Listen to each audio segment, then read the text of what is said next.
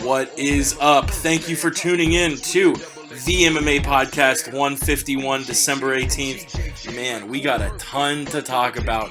This past weekend, we had 3 cards. The Thursday Paige Rose card. Friday, we had the Tough 22 finale headlined by Chad Mendes and Frankie Edgar. And of course, UFC 194.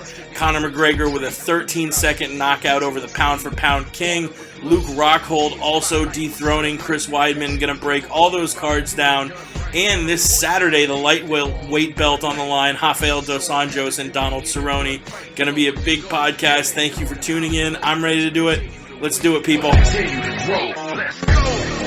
We did it, mama. We did it for the love of the game. We did it, mama. I did it for. Yeah. Mama. The game will never be the same. We did it, mama. I did it for. You're listening to the MMA Podcast. Welcome to the MMA Podcast. Thank you so much for tuning in. If you do notice a little bit of a difference, that's because it is a holiday episode. Out of town for the holidays. We're not doing the show from Studio 15 as always. A, I don't have the expensive equipment or the semi-expensive stuff that I usually use. And B, I'm actually doing it on a Mac laptop. In the last 3 or 4 hours, I've been trying to figure out how to get the right programs on it. Not exactly the same setup as I got back home. Going to be editing in most of the intro and outro stuff in post. A lot of fun stuff like that. And if you have listened to the show for any period of time, you probably remember last year, last Christmas, I think it was episode maybe 120-something.5, because I did it just as a straight monologue on my iPhone, I think. And the year before, Christmas 2013, was the other half episode I did, which was the same exact thing, just me doing a monologue, only me talking to the phone about crazy fights and all that. And I'm so much of a narcissist that in both cases I think I was able to just sit there. One was in a car, and one I think I was in a guest bedroom. And the people probably thought I was absolutely out of my mind, just talking to myself, non-stop stream of consciousness for over an hour. This is a little different in that sense, because I was able to jimmy it up and find a call recorder program, so it won't be just me, it won't be a straight monologue. I'm joined by our co-host. He's on Twitter at Sweet Pappy Jones. You know him very well, coming out of the deserts of Southern California.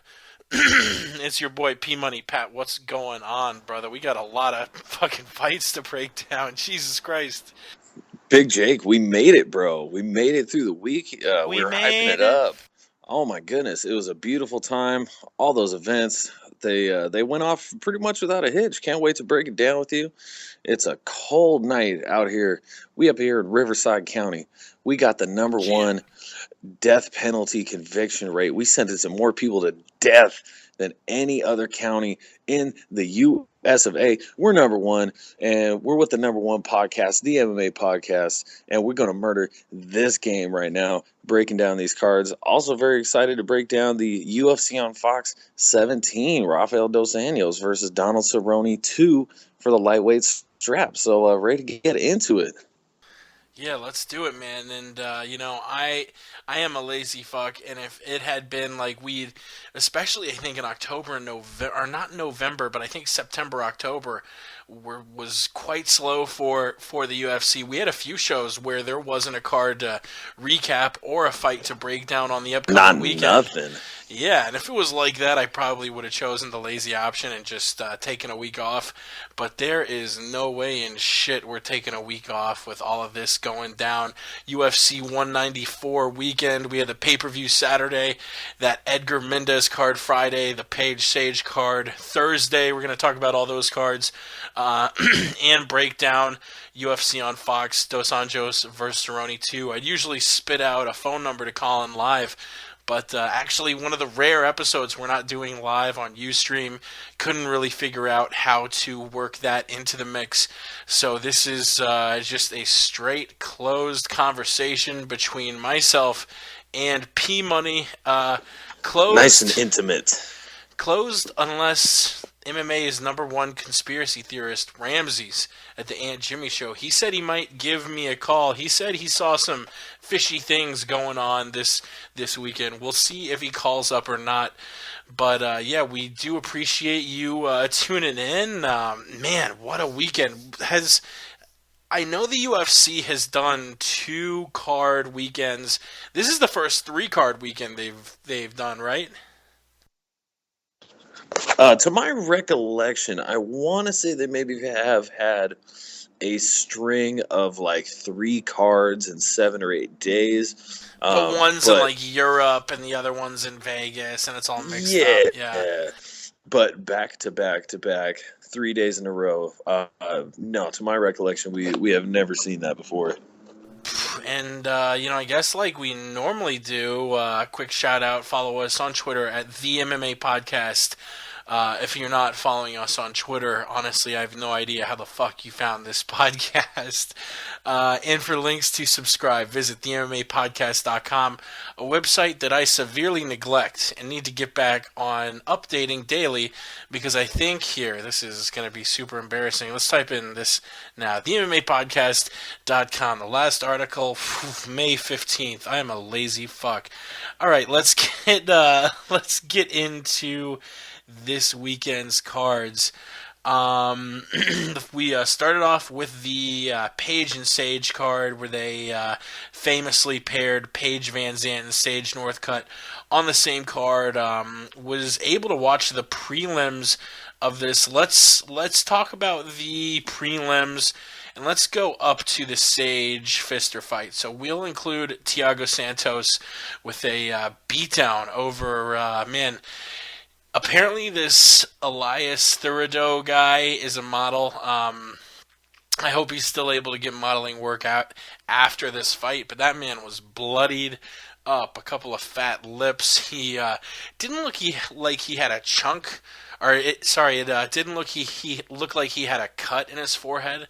This dude straight up looked like he had a chunk of flesh missing out of his head. Just absolutely dirty.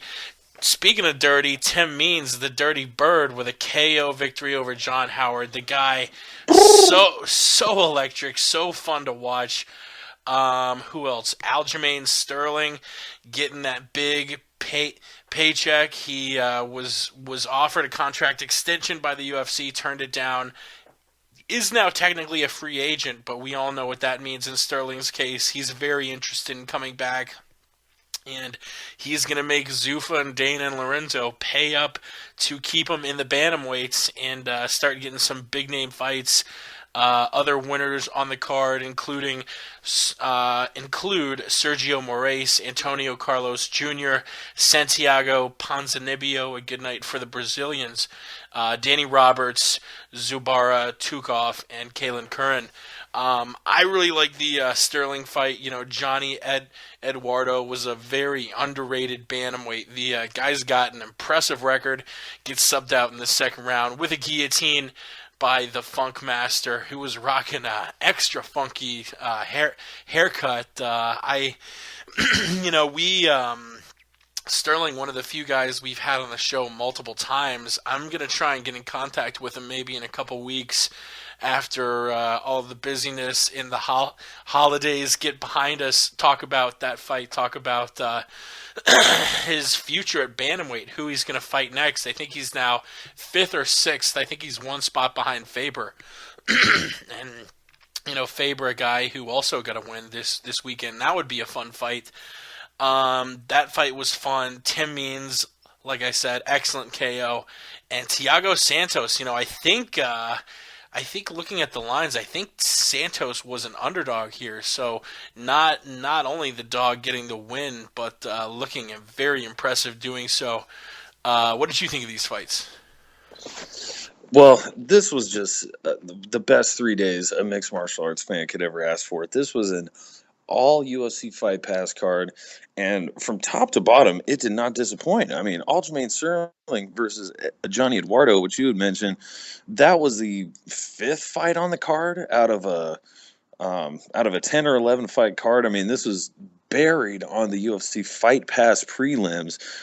Just really speaks to how good this card was. Tim Means versus John Howard, the Dirty Bird, my boy, coming through with that beautiful left. At least I seem to recall that was a left that put the lights out for Doomsday. Love Doomsday. Hate seeing anybody lose in that fight, but man, Tim Means really came through looking slick. Almost finished John Howard in the opening 10 or 20 seconds of the first round. Came back. John Howard recovered well, and then second round, Tim Means came out again, found that punch early, and put John Howard away in devastating fashion. Great fights overall. Sergio Moraes, known more so for his BJJ, getting it done with a TKO over Omari Akhmedov. My goodness. I mean, Santiago Ponzinibbio defeating Andreas Stahl. Ponzinibbio, he's a good prospect in the welterweight division.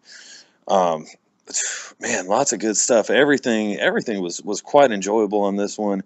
Thiago Santos versus Elias Theodorou, as you mentioned, not a cut opened up on the forehead, but just a chunk. If you're a golfer, this was a divot right in the forehead of Elias Theodorou. As I like to refer to it, this card should have been called, if it had a tagline anyways, it would have been UFC Fight Night, Namajunas versus Van Zant, the unprettier. Because man, all of the best faces that the UFC had, they were not the best faces leaving this event. It was a rough one for the good-looking fighters on this card, but tons of entertainment. I really enjoyed this Fight Pass offering. Yeah, Paige and Elias got pretty toe up. And I didn't want to correct myself there. The Antonio Carlos Jr. and Kevin Casey card, that actually was a no contest. And what would have been a fun fight. Kevin Casey, tough 17, Team Dark Side alumni, getting a no contest there, accidental eye poke to Kevin Casey, just 11 seconds into the fight, so nothing ended up happening there. And I notice as I'm doing this, even though I'm wearing a headset mic, I'm still leaning forward and talking like I have a Yeti mic right in front of me. It's like habit. I'm like leaning forward and like, oh wait, I got a headset on. Me leaning forward or back does not matter at all. The next fight, Sage Northcutt versus Cody Pfister. This went about like we all thought. You know, Cody, I thought was a decent bet only because he was, I think, 6-1 or 7-1. But this was Sage's fight to lose. And the guy actually showed more technical prowess than I think I gave him credit for. You know, we know he's a star athlete. Cody Pfister came in. He was the dog, and everyone's saying that he was fed to Sage, and that's pretty much what happened here. Sage getting that guillotine choke 41 seconds into the second round. I don't know really if the discussion as far as Sage goes after this fight, I don't know if the discussion is the fight, because that's pretty much what everyone expected would happen. I don't know if it's a talk of who the UFC gives him next, because like I think I saw in one of Donald Cerrone's vlogs, someone, not Cerrone, I don't think it was Overeem, I think it was someone else saying, yeah, they're giving Sage the Conor treatment, which is basically, feeding him very stylistically, giving him fights that very much stylistically benefit Sage instead of his opponent. So I don't know, he'll get fed someone. I think Sage will get another very winnable fight, and I think you would agree to that. The issue here, Sage Northcutt making 40-40, making more than a lot of fighters, making more than Jim Miller did on this card, making more than Tom Lawler, who was pretty pissed off on Twitter. He made more than Aljamain Sterling. Sterling only made 17-17, although he will be making a lot more on his next fight. What do you think of course of the fight? But what do you think about Sage making 40 and 40? I might have an unpopular opinion here, but what are your thoughts? Well, my thoughts are Sage had not done anything to warrant that level of pay. To be getting paid more than Jim Miller, absolutely hadn't done anything close to warranting that level of compensation for his ring work. Francisco Trevino, who Sage Northcutt beat in his UFC debut, he was well, the term UFC veteran gets thrown around fairly loosely these days. I want to say he was like 1-1 in the UFC or something like that coming into his fight with Sage Northcutt. Hadn't looked like a total bum. He looked like a guy who had some fight to him, not someone who's just going to roll over. And Sage Northcutt handled him fairly quickly, less than a minute, I want to say. Finished him emphatically. Did not see that happening. I thought that would be, a decision, something like that, maybe a late rounds finish.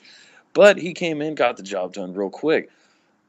But this is a guy in Francisco Trevino, and no offense, all these guys, I have much respect for them if they're fighting in the UFC. But the amount of cards that we have on the UFC these days, it's fairly well accepted that there's a lot of people that may not be in the promotion if it weren't for the fact we have a card almost every weekend.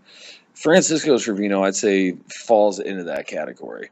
And Sage Northcutt getting the finish, that's something, if you're a quote-unquote highly touted prospect, you should be doing.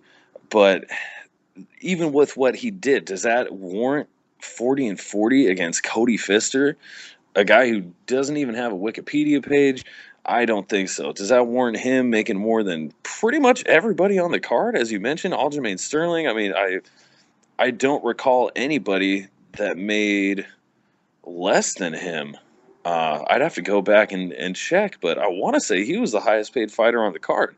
He shouldn't be making more than Michael Chiesa, than Jim Miller. I mean, no offense. I mean, hey, if you're getting that money, God bless you. Everybody, get that paper, get your chips by all means. But this is something that the UFC was pushing, that the UFC wanted. I mean, and I'm really hung up guys like Filthy Tom Lawler, who's been in the UFC for years and years. He's going to make more than Tom Lawler, who's been delivering some quality fights for a long time now. I don't get it. I think this is just the UFC putting some financial backing behind one of the people they want to put their hype machine to work for, and it just doesn't make any sense to me, because I'm like, they could put that hype machine to work for a lot of people, and it just seems like they don't. Guys like Jim Miller, Jim and his brother Dan, they haven't had it super easy. Anybody who's been fans of them know that they've had some struggles outside the ring, not, your typical fighter struggles. Oh, he struggled with beating his wife, or he struggled with smoking crack. No, like, they've struggled with actual just heartbreak type of stuff. You really want to root for these guys for. And you got this kid, Sage Northcutt, 19 years old, making 40 and 40 when Jim Miller and his family could legitimately use some fucking money. That's pretty fucked up to me, and really is just a statement of the UFC could pay their fighters so much better, but they simply don't. 10-10 is not good enough. Are we supposed to be appeased that it went from 8-8 to 10-10? I don't think so. I think 40 and 40 should be closer to the standard for every fighter on the roster. And I do agree with you that, fighters should be making more. It should be, I don't know if it should be as high as 40-40, but it should be closer to 40-40 than it should 10-10. Maybe, 25-25 or something. I don't know. But one thing I want to say that, when I first found out Sage made more than a lot of people on this card at 40-40, I was like, man, that's super fucked up. Sage is this new dude, and you're going to pay him more than tried and true veterans. And then I thought about it, and I thought, damn. At the same time, though, who's bringing eyes to this card? Are more people tuning into this card, whether it's the MMA hardcores or the mainstream people? Are more people going to watch this card because of Jim Miller or because of Sage Northcutt?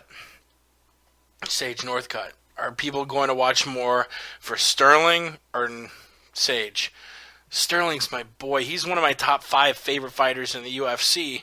and he's a lot more skilled. Even at 35, he'd probably whoop Sage's ass at 55. He's, I think, got a lot brighter future. I could go on and on, but who brought more eyes? I think even if I had Sterling on now, he would probably agree. More people tuned in to watch Sage than tuned in to watch him. That's why he fought on the prelims and Sage fought on the main card in his second fight. He brought more looks, he brought more money, so he should get paid more. Now, I'll play the devil's advocate against that point, which is, well, there's a reason Sage got views, and that's because the UFC put the spotlight on him. The UFC gave him the promotion, and if they would give it to other people, if they would give it to a Jim Miller, he would get those kind of views. I disagree with that, and actually, I was on Reddit talking about this, and I gotta give a shout out to Z Fugitive, because he expressed it better than I could, saying, but other fighters just flat out aren't as marketable. Who else came into the UFC at 19 years old with over 10 years of traditional martial arts experience, jacked to the gills, solid technique, incredible athleticism, the looks of a fucking Ken model, a bland yet positive and humble personality, and exciting fighting style. Again, you can throw a camera on just about anyone on the roster. Doesn't mean they'll provide you with content you can use to promote their fights. Getting paid has more to do with your brand than it does your fighting. Fighters need to wake up and realize this, or watch as all the guys around them with half the experience make 10 times the money. There's this weird thing about Sage. I want to watch his interviews, honestly, because they're fucking bizarre, man. Like, he's saying stuff like, yeah, I really love UFC Fight Pass, and I want to thank Mr. Pfister for fighting me, and thank you, Mr. White, and he calls everyone Mr., and this rumor came out in the middle of the card about how, like, his dad didn't let him use the internet, and then someone asked him about it at the post-fight presser, and he's like, yeah, thank you. I do use the internet because I use it for schoolwork. Praise Jesus. And this kid, it is the most bizarre shit. You could have asked me to write, like, a crazy character, think up some fucking insane character, and I don't think I could have come up with anything more insane than this, probably the most shredded fighter the UFC's ever seen. 19 is like a fucking 700-time world champion and karate and all this, and his dad was like a former cocaine steroid dealer or something of that sort, and the guy in interviews is just like, yeah, thank you, Mr. Rogan and Mr. White, and oh shucks, this is all so good, and he just tweeted at Yoel Romero, calling him Mr. Romero. This is so fucking bizarre and insane that I want more, and the guy fights an exciting style. I mean, shit, he's one of the more athletic guys. Shit, man, I have no problem with them paying him 40 and 40 because this weird ride Ron. Do I think Sage ever is a UFC champion? If I had to bet money on it today, I'd say no. Is there a chance? Certainly, especially because he's so young and he's had so much experience and has, the athleticism to put it all together. He could very well certainly win it, but I would tend to lean toward guys like Max Holloway, who are just putting we're talking about Max Holloway because of what he's doing in fights, not because of the bizarre nature of his interviews and personality and background and all that. But what before we move on, what do you make of just the Sage show? It's been so bizarre to me. No, I think bizarre is a fairly accurate word. I mean, for me, it's hilarious watching him, especially cutting the promo after he fought Cody Fister. Trying to shill that Fight Pass. He's like, "Oh gosh, it's an honor to be here on Fight Pass, guys. I really love it here. I swear to God, he was going to say something like, "Oh, look at all the content you get for just $9.99 a month." I mean, he was so close to doing a full blown commercial right there.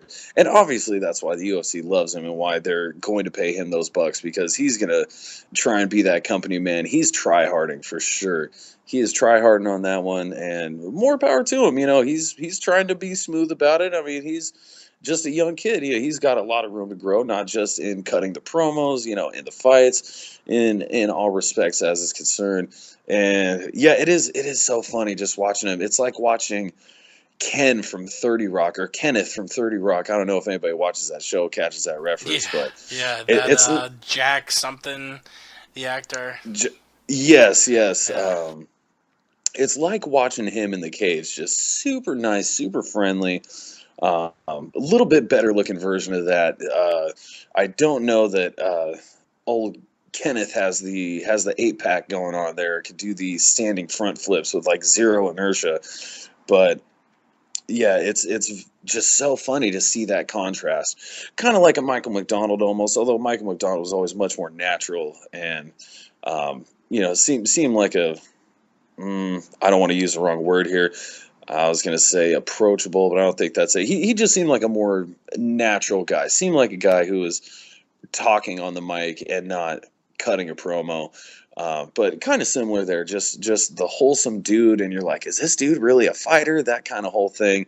So it is interesting to watch, and as you mentioned, he's a young guy. I know everybody's been beating that drum. He's super young, and let's see where he can go. I mean, this is one of those things where we could see that he's already, it could be that he's hit his potential. His potential is where it is right now. Great striking, decent offensive wrestling game, but in that first round, Cody Fister punked him pretty good. He did not look like the -8 to -1200 that he was being billed as, and Cody Fister came this close to looking like the really good bet. I mean, his odds were just way too high for that fight, and he almost proved it by I want to say he ended up winning round 1. That was just what I recollect from the first round there. I seem to recall him having like 3.5 minutes on top, and then Sage maybe getting about a minute and a half. But I definitely gave the first to Cody there, but then Sage came out with his offensive wrestling and was able to use the ground game to his advantage there. But man, that was a close fight. So I mean, you never know. This could be a kid who's able to tune it up, or hey, who knows? Maybe he's just going to be flash in the pan, got the good striking, and gets to the upper echelon of the wrestlers and just can't make it happen. I mean, I'm rooting for the kid. Definitely hope he can put it all together and continue to grow and progress, because yeah, he's 2-0 in the UFC right now, and he's put on some decent performances. So let's see what he can do. Hopefully he can continue to grow, maybe shore up that grappling game, and just turn into a beast. And we'll see what happens there. I'm interested to see if they give Cody another fight, or if they cut him because he called Sage Dana's lapdog. Co-main event, another lightweight scrap. Michael Chiesa and Jim Miller. This was a pretty fun fight. A one fight of the night. Back and forth, but Chiesa ends up getting a rear naked choke about halfway through the second round. Had some strong words afterwards, telling Rogan he will be coming for that belt in 2016. It moves Chiesa into the rankings where he had not been for a while. He's now number 14th. Fight Matrix has him number 18 overall, but that includes some fighters from outside the UFC, like your Will Brookses, Josh Thompsons, Michael Chandlers, Justin Gaethjes. So I believe in the UFC, he's also top 15 at lightweight. We've seen spectacular grappling from Michael Chiesa time and time again. But the question's going to remain, is he going to be able to fight guys who can negate very powerful offensive grappling? We saw in a fight against Joe Lauzon, which, man, what a fight that was. The doctor ended up stopping it in the second round. I'm thinking we saw Joe fight, I think, on Friday's card. He lost to Evan Dunham. Maybe a rematch there would be appropriate. I think Joe was ranked, but just dropped out of the rankings. Yeah, Chiesa, when he fought George Masvidal and got Darst, we saw a guy who could who really beat him up striking and was able to go to the mat and sub him out. But Chiesa's got a very impressive record. Both of those losses I mentioned are his only losses. I think he's got the talent to make it top 10 for sure, but man, in such a stacked weight class, can he beat a guy like Pettis, Habib, Cerrone, RDA? I don't know. I think he'll be able to get up there, top 10. Man, Ferguson versus Chiesa would be a lot of fun. He's got some impressive wins, but I would love to see Chiesa take on a Michael Johnson or a Tony Ferguson or even a Beneil DeRush, a rematch against Ali Aquina. That might be pretty fun. Lots of possible interesting matchups at lightweight where you not only see a lot of talent, but you see a lot of young guys. Ali Aquina, Miles Jury, Michael Chiesa, Bobby Green, Ferguson. He's I don't think he's that old, right? Like 32 or something. But yeah, I mean, even Pettis and Cerrone. Maybe not so much, just because he's got so many fights. But 55 is a pretty young weight class too. What do you make of Michael Chiesa gunning for that title next year? I got to admire the man's bold aspirations. I mean, going for the 155-pound title in the UFC, still arguably the deepest division. One of those divisions, you have to win 1.5 million fights. Just that in and of itself, to get to a title shot, is so difficult. I applaud him for his motivation and his goals. It's a beautiful thing. Everybody should have goals. As you mentioned, though, how far will he get there? That remains to be seen. Chiesa, he does have a good overall game. It looks like he's improved since his Tough Live time. He has put together the striking a little bit better, and he's got some good grappling chops. But, man, I think as you look over that top 10 at 155, you'll find better strikers, and you'll find better grapplers, and you'll probably find guys that can put it together a lot better. But, man, Michael Chiesa, what he's got, he has the intangibles. He's got the heart. He's got motivation. And, man, who can root against him after his season on the Tough Live season? I mean, my goodness, his father passing away just before the Ultimate finale. Brutal. Can't even imagine. Then somehow he ends up going into that fight and winning the fight. Won every single one of his fights in the house. Amazing performance. And he's made a pretty damn good run at the UFC lightweight division since he actually joined the UFC officially. I wish only the best for him. I'd love to see him get to a title shot would be fantastic. If he could end up even in the top 5 category, more power to him. Love to see him get to that title fight, but I think he needs to continue polishing and continue getting better. He seems to be well on that way, but he needs to make a couple more steps before I can say, oh yeah, Mike Chiesa, he's going to be in that title picture in 2016. He's got to show me just a little bit more than finishing Joe Lauzon, who, all credit to him, a well-rounded mixed martial artist himself, but we're talking about a tough 1 competitor getting beaten by a tough 15 competitor. Joe Lauzon has got some road miles on him. So, solid victory by Chiesa, but got to put together a few more before him starting to put that title contender label on him.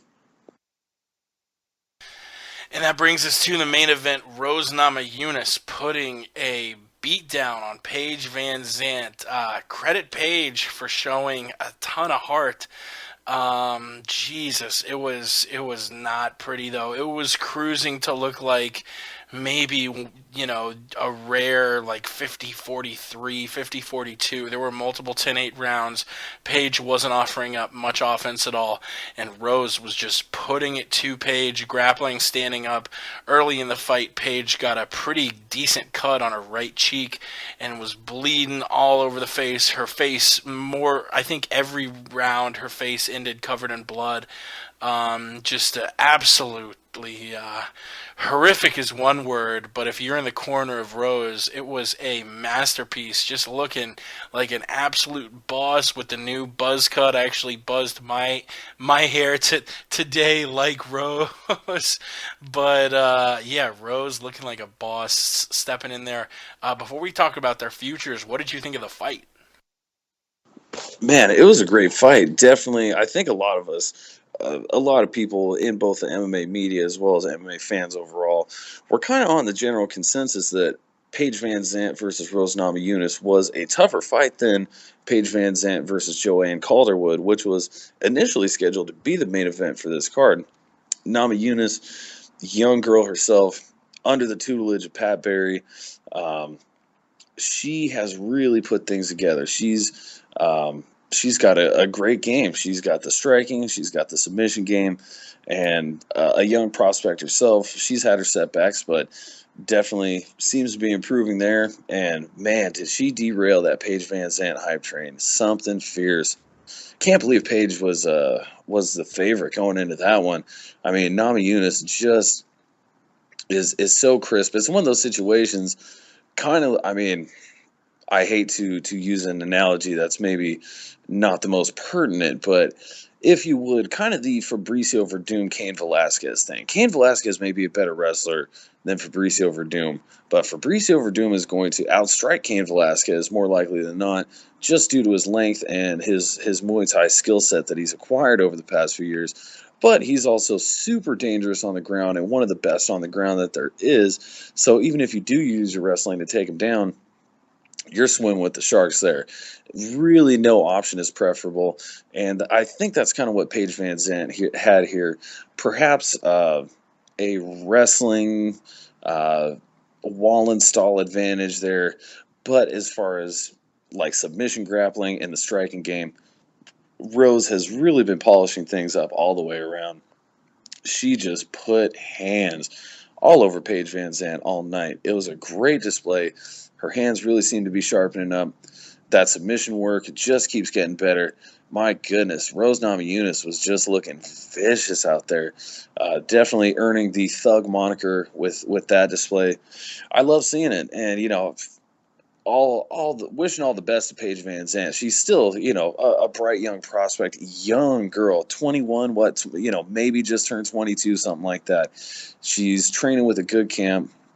She's already got some good skills in her arsenal, and she's so young. She'll continue to put it together, I'm sure, and she'll get, maybe brought along a little slower in her future fights, and I think she'll come back and she'll continue to put that hype train back on track. But man, Namajunas, she really she stole a lot of that thunder, and she's going to be gearing up for some big matches in the women's strawweight division in the UFC.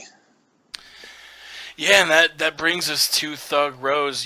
She went into the Tough House with a loss against Tisha Torres, avenged it and made it to, I think she avenged it, right, in the Tough House. Who did she beat? She didn't beat Tisha. She beat Alex Chambers, JoJo Calderwood, and Randa Marcos. Then in the finals, lost to Carla Esparza. Now has won 2 in a row, and that puts her third in the rankings, with JJ being the champ, Gadella 1, who I think it was recently announced that she will get the next shot at Joanna. Carla 2, Rose 3, Tisha Torres 4, Jessica Penne 5, Valerie Letourneau 6, and then Marcos. There's not many fights you can give her. The UFC likes to give fighters like Rose, another fighter who just won her last fight. So that would rule out Penne and Letourneau, who lost to Joanna. I don't know if you give her a rematch against Carla this early. It seems like almost a year ago, if not exactly a year ago, she lost that title fight to Carla. Do you give her Tisha again? They fought in Invicta, maybe.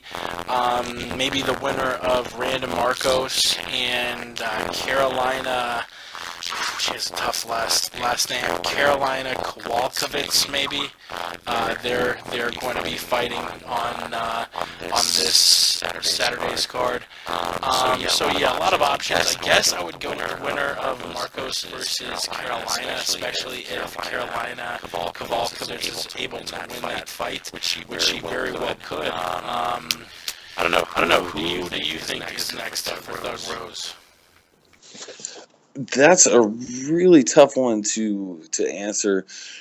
I think maybe perhaps a Jessica Jag Aguilar. I don't know what her itinerary is looking like. I know that she is coming off of that loss against Gadeha.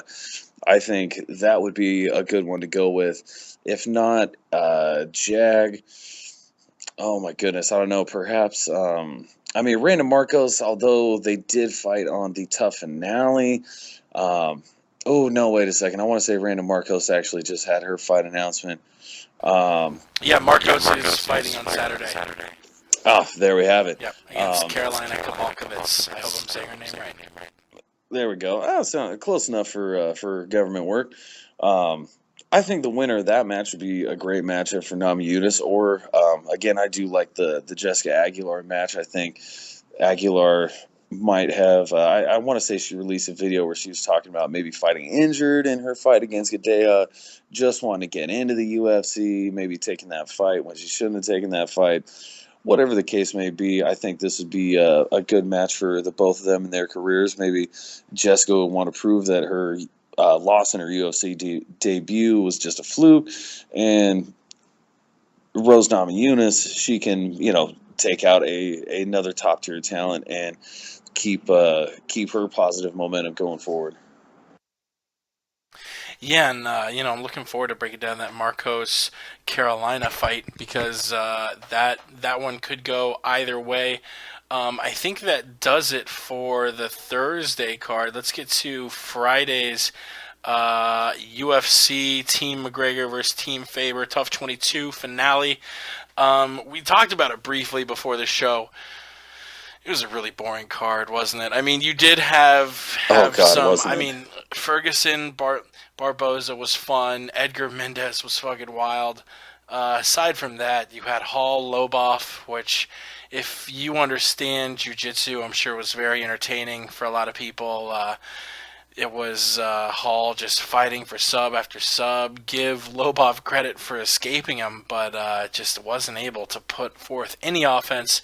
Dunham Lauzon, boring. Kawajiri Knight, boring. Pierce LaFleur, boring. Just a lot of boring fights that I thought we were going to have a lot more success with. Yeah, I guess we'll break down those two fights I mentioned, but any notes on any of the other ones? No, not off the top of my head. Definitely, it was a mixed bag. Definitely some snoozers on this one. A couple good ones mixed in, but yeah, let's just stick to the good ones on this one because Jesus Christ! Let me just say this: don't ever invite friends over for a tough finale card. I made that mistake once. It was Tough 20. It was the most boring card. At least I seem to recall it was Tough 20. So fucking boring. The only good thing about that card was the Gray Maynard.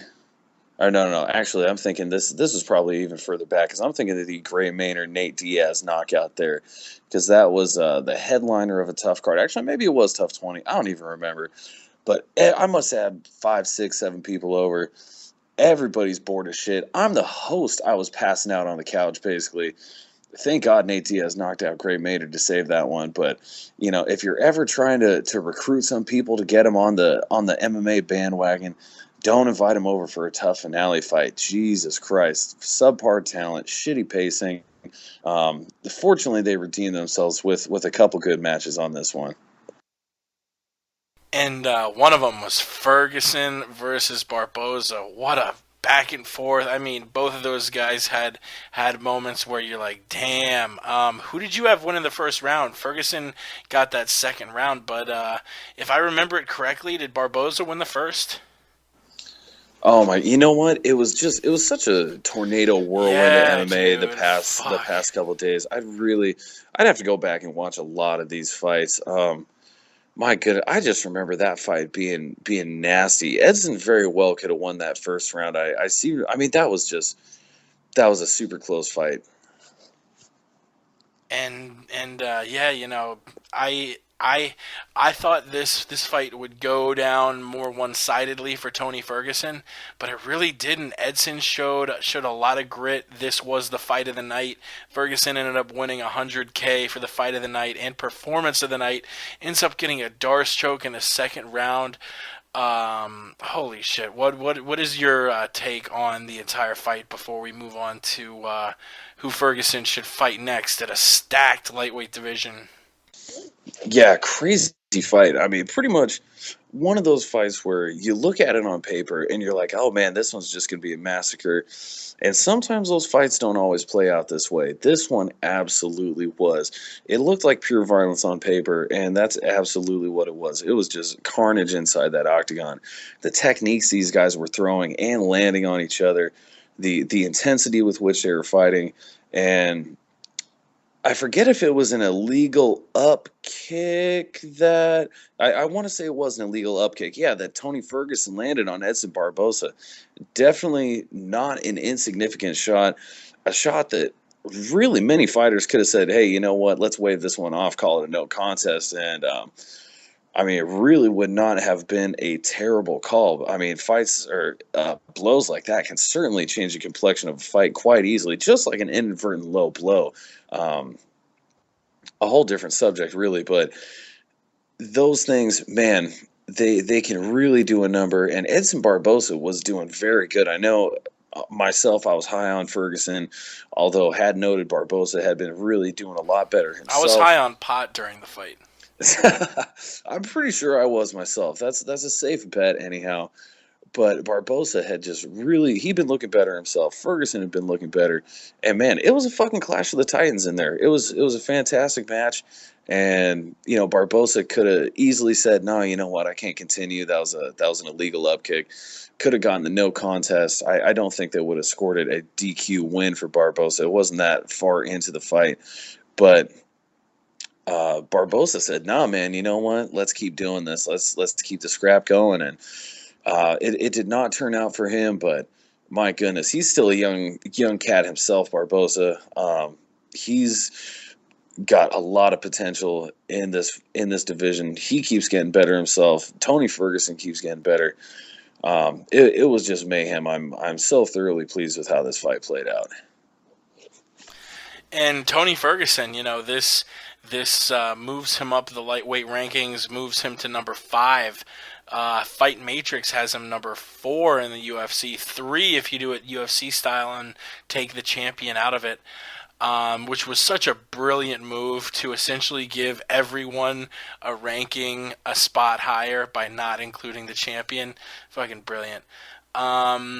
Tony Ferguson, I think his next fight should be a title eliminator fight against the winner of next month. We're seeing Anthony Pettis fight Eddie Alvarez, and on the rankings that is number 4 and number 1. Habib Nurmagomedov still a big question mark with those injuries. Does he have a fight scheduled yet? I think he has a timetable as far as a return goes, but I'm not sure if he has an actual fight lined up. I'm looking at his Wikipedia and I don't see anything. He was supposed to face Ferguson on this card, but got pulled out in late October, getting replaced by Barboza. You know, you keep getting hurt, you're gonna lose. You know, as much as I think Nurmagomedov could very well be the best lightweight in the world, you keep getting injured, you know, you're gonna lose your spot. So I don't know when Habib comes back, But as far as it goes right now, give Tony Ferguson the winner of Eddie Alvarez and Anthony Pettis and make that a title eliminator fight for the lightweight belt come spring, maybe. We'll be talking about this lightweight championship between RDA and Cerrone at the end of the show. But what do you think is next for Ferguson before we get to Edgar Mendez? Well, Ferguson has put together such a streak. We were talking about it just a few moments ago. You really have to put together a extensive win streak with lots of names on it just to even get to a title shot here in the UFC. I think what better way to go for Tony Ferguson? I mean, heck, if you were to throw him in there for a title shot right now, I certainly wouldn't complain. I don't even know how many fights he's won. What, 6, 7, maybe 8 fights now? Ferguson, if you threw him in there for a title shot, I would not be complaining. If you had to make him fight one more, I say, you know what? He needs to get that name on there to really catapult him. Sage Northcutt. It's, Sage is 2-0. Ferguson is like 9-1. It's just the time is right. Let's see who's really good to go for that UFC 155-pound belt. You want to see Sage die, don't you? No, I'm just saying Sage is a beast. If anything, you'd think I'd have a vendetta against Tony Ferguson. I'm matching him up with the 19-year-old nightmare here, which, by the way, I just trademarked that phrase, copyrighted. No, man, it's the time has come. If Tony Ferguson wants to be a champ, he's got to beat Sage Northcutt. That's all there is to it. I think that's it. You had a great idea there, taking on the winner of Pettis Alvarez, but if Tony Ferguson wants to be somebody in this UFC lightweight division, got to beat Sage. Man, I feel like we got Ramses on the line here. Ferguson versus Sage is what P-Money wants because he is an absolute sadist. Let's get to that main event. Frankie Edgar, Chad Mendez. Wow. I don't think... if you would have told me this ended first round KO, I would have said Chad Mendez probably gets it. He's called himself the Mike Tyson at featherweight. He's the hardest puncher at featherweight. And I think the odds were in Vegas. I was looking, they had tons of odds.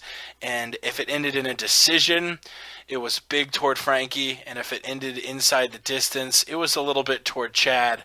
I was expecting a Frankie 5-round, 49-46 fight, but he went in and he took Chad Mendez's block off in 2 minutes, 28 seconds, leaving Chad in a terrible spot where he's lost to Aldo twice, lost to Connor, and lost to Frankie now.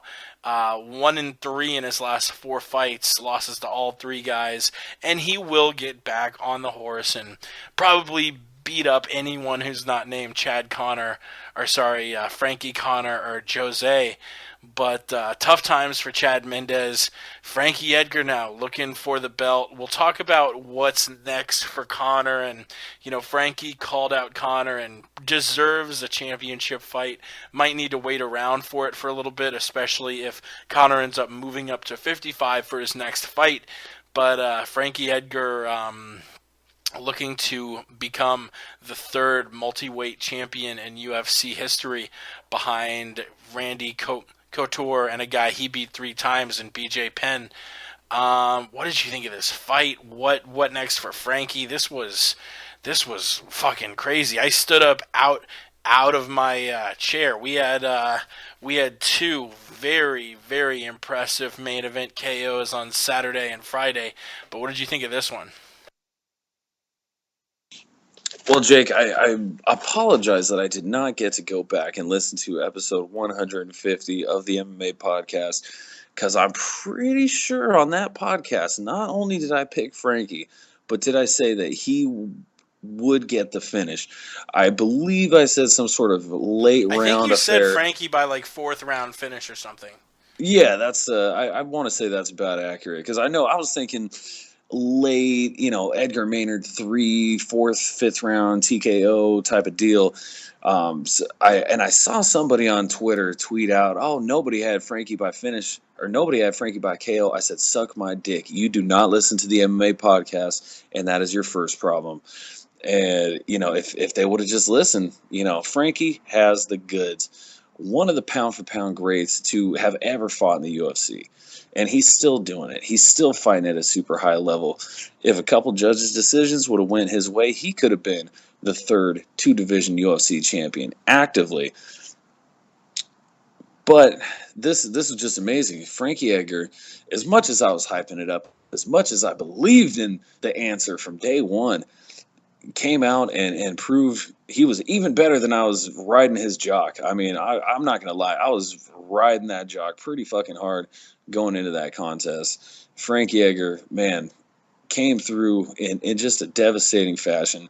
And I really hope that helps put some of the hype around him. I know Frankie was getting, for years, he was not getting a lot of play because he kind of had the John Fitch thing going on. He kind of had the American Wrestler thing, but it was around, to my recollection, it was around his fight with Sean Shirk that I recall he really started to turn up that boxing game. And I mean, grant that fight with Sean Shirk was a million years ago now. That had to be 08, 09, if I recall, which I don't. That was so long ago, and I said, man, this guy, which I don't. Which I don't. I do not recall. That was far too long ago, but I mean, Frankie has had his game together. The boxing, the wrestling, he's had it all for some time. My goodness, I love seeing it. Chad Mendes, he also similar, especially with his start in the WEC days, and then working his way to his first title fight with Jose Aldo. Won almost every single fight by decision. Every single fight he had, WEC, UFC, didn't matter. He was a blanket wrestler. That was his thing. Never really saw him go for any subs, just stifling blanket wrestling. And he was the 145-pound Hulk. He was able to do it, and he was able to make it work, get himself to that title shot. The first one did not pan out for him. Neither did the second one. Second one was a little closer, but in between that first and second title fight, he started to work on his hands. He started to make those changes and those developments. Of course, courtesy of Dwayne Bane Ludwig, as it's been thoroughly documented, the presence of him over there at Team Alpha Male and what he did for that camp. But Frankie Edgar had been the more complete fighter for so long. He'd just been tuning it up. And Chad Mendes, as you mentioned, he wrecks pretty much everybody, not named McGregor, Edgar, Aldo. Everybody else, and really everybody else, he has destroyed essentially, save for maybe Max Holloway. Let's put them in there, see what happens with that. But yeah, this my goodness, just a lovely affair. I couldn't have been more happy for Frankie Edgar. I'd love to see him get that next title shot against Conor McGregor. But man, this fight, just a beautiful display from the answer. I always knew he had it in him. Yeah, man, Frank looking boss. I think I took Mendes, I actually really like Max Holloway versus Chad Mendes. I would love to. Man, that would be such a great. I think both guys would keep it striking. I think both guys would want to keep it on the feet, honestly.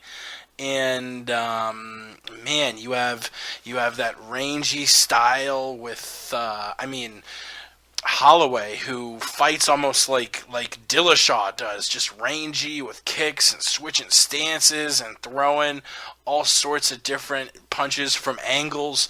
And Chad Mendes, who isn't just a power puncher, the guy has technique for days. Dana, if you are listening, which I'm pretty sure is an impossibility because you have us blocked on Twitter, make the fight Chad Mendes versus Max Holloway. And Frankie versus Conor too. I don't know, not Frankie versus Conor too, but also. Which brings us to UFC 194 Saturday's card. First and foremost, this was the capstone card of the year. The year started strong with a bitter rivalry, Jones versus Cormier. We had a fun ass summer.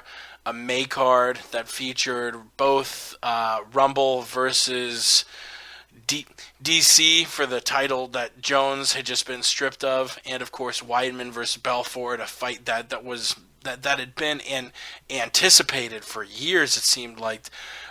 And then UFC 189, which was supposed to be Conor versus Jose.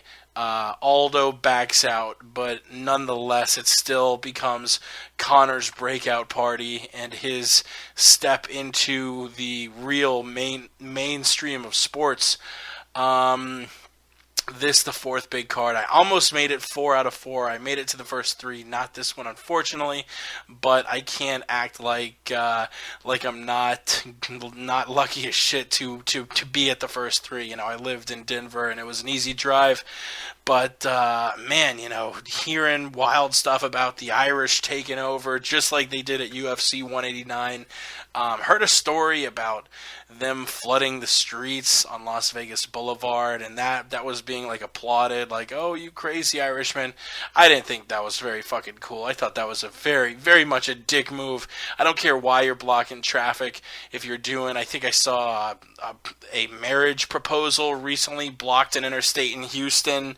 Whether you're, you know, protesting some cause, whether you're a bunch of drunk Irish people, if you're blocking traffic, you probably deserve to get run over, and you're probably an asshole. So that aside, as much as I love the Irish fans, I am Irish. I think I've got a very, very, very thick Irish background. But yeah, a lot of those Irish people, man. I remember myself and the Jay Jeans, who's been on the podcast many a times. We're sitting. It's like the day. I think it was right after the weigh-ins for UFC 189 on Friday. We're waiting for the Rogan show at the MGM. We're playing video roulette, and we're just watching countless groups of Irish folks. They're so drunk. We see a guy losing his shoes, stumbling all over himself. Another guy being carried. Literally every 2 minutes, getting passed by fans with flags, singing either "There's only one, Conor McGregor," or of course the "Ole, Ole." I mean, I have been to many cards, and I've seen a lot of countries come out and support their guy. Canada for GSP, Brazil for Vitor, but seeing the Irish come out for Conor is like nothing else. And if you can manage it, the next time Conor fights in Vegas, go out to Vegas and just watch the absolute shit show that the Irish make Vegas. I mean, I thought they were going to torch the MGM Grand to the goddamn ground after Conor knocked out Chad Mendes. But the Irish were out in full effect. We'll start with the prelims like we always do. Faber with a win over Sainz, Torres a win over Jocelyn Jones, Lieberger, a couple upsets, and Warley Alves and Leonardo Santos, the Brazilians, I think both with tough experience on the same season, beating Colby Covington and Kevin Lee. Covington, a wrestler famously a former roommate of John Jones, and Kevin Lee, who's got, you know, really great striking, really great athleticism. If you told me it was a first round TKO, I would have said it's Lee for sure. But Santos, who went in as the better grappler, goes in and TKOs him on the feet. This fight, you know, I don't know what'll be next for Lee. Your winners on the Fight Pass prelims: Court McGee, Yancy Medeiros, who was another underdog, and Magomed Mustafaev. Yeah, I'm looking now. Warley Alves, the winner of the Tough Brazil 3 middleweight tournament, and Leonardo Santos, who was on Tough Brazil 2, and I think he lost. Lost to Thiago Santos. No, he beat Thiago Santos, lost to Santiago Ponzinibbio.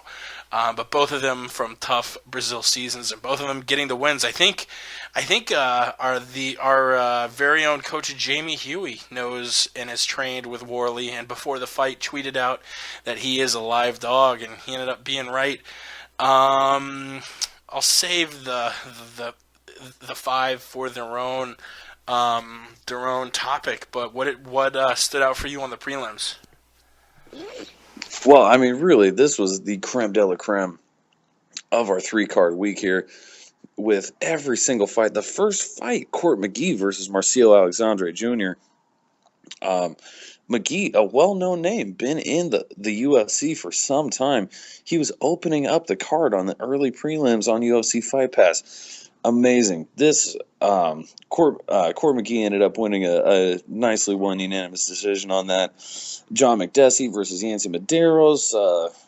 Not a bad fight, not the most exciting fight. Kind of I don't really want to call it a point fighting contest, really, but these guys are very high level strikers, and both obviously had a lot of respect for each other striking.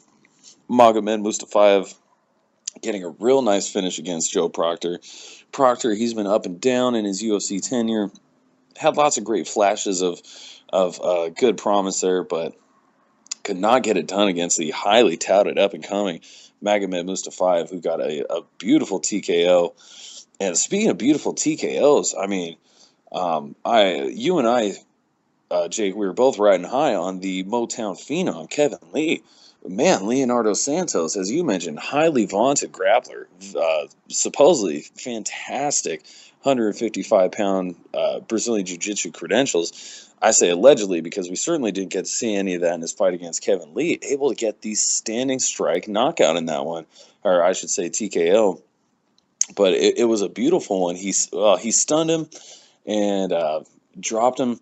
And it looked like it would be a classic drop sub that, you know, every jiu-jitsu artist would hope for. You hit your opponent, and then while they're practically unconscious, you know, sneak up behind him, grab the neck, choke him out, something like that. That's typically the tried and true method of doing it. But Leonardo Santos, he said, no, I want to get this one by strikes. He put him down with strikes, and he finished him with strikes. And was so excited, just ran out the ring. Wasn't too pleased with that. I mean, come on, act like you've been there before, Santos. This was not the championship match in Brazil, a la Jose Aldo Chad Mendes won. This is a UFC preliminary card fight, albeit on one of the biggest cards there's ever been, but acts like you've been there before, Leonardo Santos. I mean, I appreciate that hype. I appreciate, the joy of working so hard for something to improve something, and that coming through. That's a beautiful thing. But again, act like you've been there before. Could have done without that, but great showing. Wardley Alves getting his sub. Very nice. Tisha Torres versus Jocelyn Jones-Lybarger. Lybarger came out there, and she was a live dog. She came in there, was not there to roll over for anybody. Tisha really poured it on in the third round. I remember by the time they reached the third round, she was just cruising. I want to say she was, she won every single round, but was more edging them out the first and second. By that third round, she just found her timing. She was putting the combos together real nice. And it was a very great showing for Tisha Torres, and not bad for Lybarger. Again, coming in on short notice, UFC debut, tough, undefeated opponent, technically undefeated, and on one of the biggest stages. That Fox Sports 1 prelim card, I want to say, was pulling in some decent rankings there. We may or may not touch on that a little bit later, but highly rated card, one of the biggest cards ever. She performed admirably there. I'd like to see what she can do coming back. And Uriah Faber versus Frankie Saenz, the California kid, only lost in a non-title match to Frankie Edgar. He kept it going, and Frankie Saenz, Uriah Faber even alluded to it a little bit in the post-fight press conference. Frankie Saenz has some fantastic grappling credentials, probably much more so than Uriah Faber. And Uriah, just the crafty, hate to borrow this beat to death phrase, but he's a crafty veteran. He's been in the game for so long, well over a decade now. Uriah Faber, there's not a whole lot you can do to this guy that he hasn't seen before or competed on a level to whatever you're bringing to the octagon.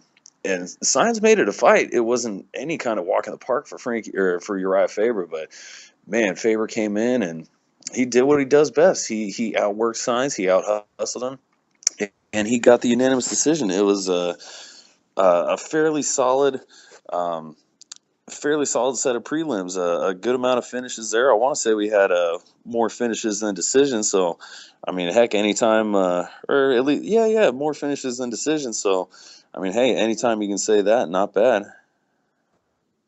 Or no, actually, that is incorrect. I want to say we had 3 finishes, 4 decisions, but either way, solid scraps. Yes, and the main card also barely. We had out-edged decisions, 2 KOs and TKOs. But there are some cards that are filled with boring decisions.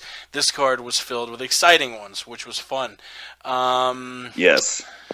Including Max Holloway, Jeremy Stephens. Stephens didn't get absolutely dominated. He had his moments. But for me, this was a 30-27 to Max Holloway, outstriking a guy with a ton of experience, a solid striker, a guy who could probably go to another fighting organization and win a title. I mean, Jeremy Stephens is legit, and he just happens to be unlucky enough to fight in a weight class where there are so many killers. Max Holloway is one of them. What did you think of the fight? What do you think is next for Max? I'm actually going to withdraw my support for Max Holloway and Chad Mendes because I thought about it and I thought, man, my only problem with that is Mendes is 1-3 in his last 4. And if you make Mendes Holloway, that essentially is a title eliminator. And I get you maybe want to give Chad eventually another shot at Conor where he has a full camp instead of taking the fight on 10 days' notice, maybe a little out of shape. But I still think you got to build Chad up a little more, give him a couple wins because, like I said, he's 1-3 in his last 4. Maybe give him Ricardo Lamas. I don't know. Outside that big 5, I don't know what they're going to do with Aldo next, whether they'll give him the Barao treatment. It's looking like Edgar seems more likely to get the next shot at featherweight. So what do you do with Aldo? What do you do with Mendes? Once you answer those questions, then the next question is, well, what next for the 24-year-old phenom Holloway? I say maybe give him a Ricardo Lamas. This is another winnable fight. And then maybe... man, this is his. He's been in the UFC so long and is now on a 8-fight winning streak. So you definitely want to give him a title shot in the next 1 or 2 fights. But at the same time, it really wholly depends on what happens next for the former champ Aldo and Chad Mendes, who's 1-3 in his last 4. What did you think about the fight and what next for? The blessed one, Max Holloway. Yeah, I thought this was a good scrap. Holloway was beating himself up over it in the post-fight, both in-ring and at the post-fight press conference. I mean, nobody got finished, but it was still a solid scrap there. Jeremy Stephens was looking to use his wrestling, which a lot of people forget he has that weapon just because he really has shown off some heavy-hitting, well-rounded striking coming down to the 145-pound division. Seems to have increased his accuracy even more so than when he was fighting in lightweight, but against the rangy Holloway, the rangy young Holloway with the speed on his side, he had to try and grapple up the young buck. And man, Holloway, he's just shown improvement in all areas of the game. Still able to outwork Jeremy Stephens, able to put some really good combos on him, and was able to stay away from that nasty power that Jeremy Stephens presents. And I thought it was a good fight, good showing, real nice technical showcase for Max Holloway, showing that he can go the 15, he can go the distance with these dangerous heavy hitters and not get clipped. It was a good showing for him.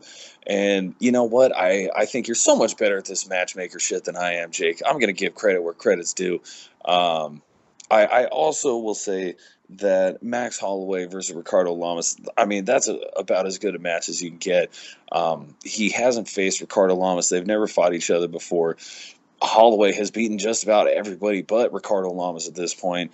And also not just with Chad Mendes. I mean, ranking-wise, yeah, he's 1-3, but like all title fights, and then one of those fights against one of the top pound-for-pound fighters to have ever competed in the UFC, at least in my humble opinion. So I don't think there's necessarily anything wrong with his 1-4 or 1-3 in his last four. However, after the knockout, I mean, and he's had a couple, he does need an extended rest and some extended layoff. And you could also make the argument that Chad Mendes and Jeremy Stevens they're very similar. That's almost the same exact opponent that Max Holloway just had. Good wrestling, super strong, great striking. So as far as that's concerned too, you could say, well, maybe throw in someone with a little bit of a different style. Ricardo Lamas, I dare say, more pure grappler. Yeah, he's got his striking, but I would not put his striking up there with Chad Mendes. Not at all. I mean, we saw what happened with Chad Mendes and Ricardo Lamas when they fought. So, yeah, style-wise, though, I feel like Lamas would be a little bit of a change of pace. So, not a bad call. I will have to also retract my support for the Max Holloway Chad Mendes fight. I mean, also Lamas, a former title contender himself. If Holloway were to get a win over him, not a bad name. Lamas is also one of those guys, perennial top 5, top 6 in the division. Maybe a little bit lower nowadays now that things have shaken out, but was always top 5 in the division for the last couple of years. So a win over Ricardo Lamas would do him some good, and conversely, a win over Max Holloway would do Lamas some good in getting his name back in there in the contender status at the featherweight division in the UFC. Yeah, and what happens next for Max, who, we talk about all of these guys at featherweight. A lot of them are getting older. This is really, truly the future of 145. Max Holloway. Bringing us to the next fight, Damian Maia versus Gunnar Nelson. And I feel bad because this fight sort of got lost in the craziness that was Conor McGregor in the 13-second KO over the sports pound-for-pound king. Got lost in the mix of Chris Weidman, the All-American, also losing his belt. I mean, crazy event. What got lost in that mix is Damian Maia absolutely took a stellar black belt, stellar striker to task. He made Gunnar Nelson look like an absolute piece of shit. And that's a lot to say. Don't hold back, dude. I mean, Gunnar Nelson is so good. He's a black belt in jiu-jitsu, a black belt in karate. You put this guy up against almost any grappler, and Gunnar Nelson fucks him up. Gunnar Nelson is very, very easily a top 10 fighter. I think that brought him down to 14th. But, I mean, I would pick Nelson over a lot of these guys ranked above him. Gunnar Nelson is so good. And Damian Maia made him look like such a fucking scrub, winning at 30-26 and 30-25 on 2 of the judges' scorecards, showing... man, you don't want to fuck with Damian Maia right now. Yeah, he's getting a little bit older. I think Damian is 38, but this is not a fighter to be fucked with. He's making one last title run, and he looks like a man possessed on a 4-fight win streak now. Last wins over Ryan LaFleur, Neil Magny, and Gunnar Nelson. That fight back at UFC 170 versus Rory McDonald, very fun. It won fight of the night. I really think, especially with his age, you have to give Maia a good fight next. I guess we're seeing Johnny Hendricks fight Wonderboy. Give him the winner of that. It'll probably be Johnny, I would assume. But, you have Condit going up against Lawler for the belt. I don't know if you want to make a Rory versus Maia rematch, just because that would be sort of weird. It would be an unneeded rematch. But this fight will happen pretty soon, less than 2 months. Wonderboy versus Johnny Hendricks. Give Maia the winner of that next, because Maia is looking very, very good about now. Yeah, that he is. Damian Maia. I will not let this get lost in all the shuffle of the event. Damian Maia making me eat crow in a big way. Your boy was high on that Gunnar Nelson train there. I mean, of course, never counting out Damian Maia. One of the absolute, I mean, his Brazilian Jiu-Jitsu is just, it is otherworldly. Gunnar Nelson is a phenomenal black belt in Brazilian Jiu-Jitsu. Not to be underrated whatsoever. And a fantastic striker as well. But as good as Damian Maia, or as good as Gunnar Nelson is, Damian Maia is just, he's Twilight Zone. He's on another level. He's from a parallel universe of grappling fooled up. What he does just can't be equated. I mean, we talked about it a little bit. Damian Maia versus Rick Story. This is a fight. You say, okay, well, you know what? Rick Story, he's got that American wrestling background. He's not going to let Damian Maia take him to the ground where he works his magic. Doesn't matter. Doesn't matter what kind of grappling credentials you're coming in there with.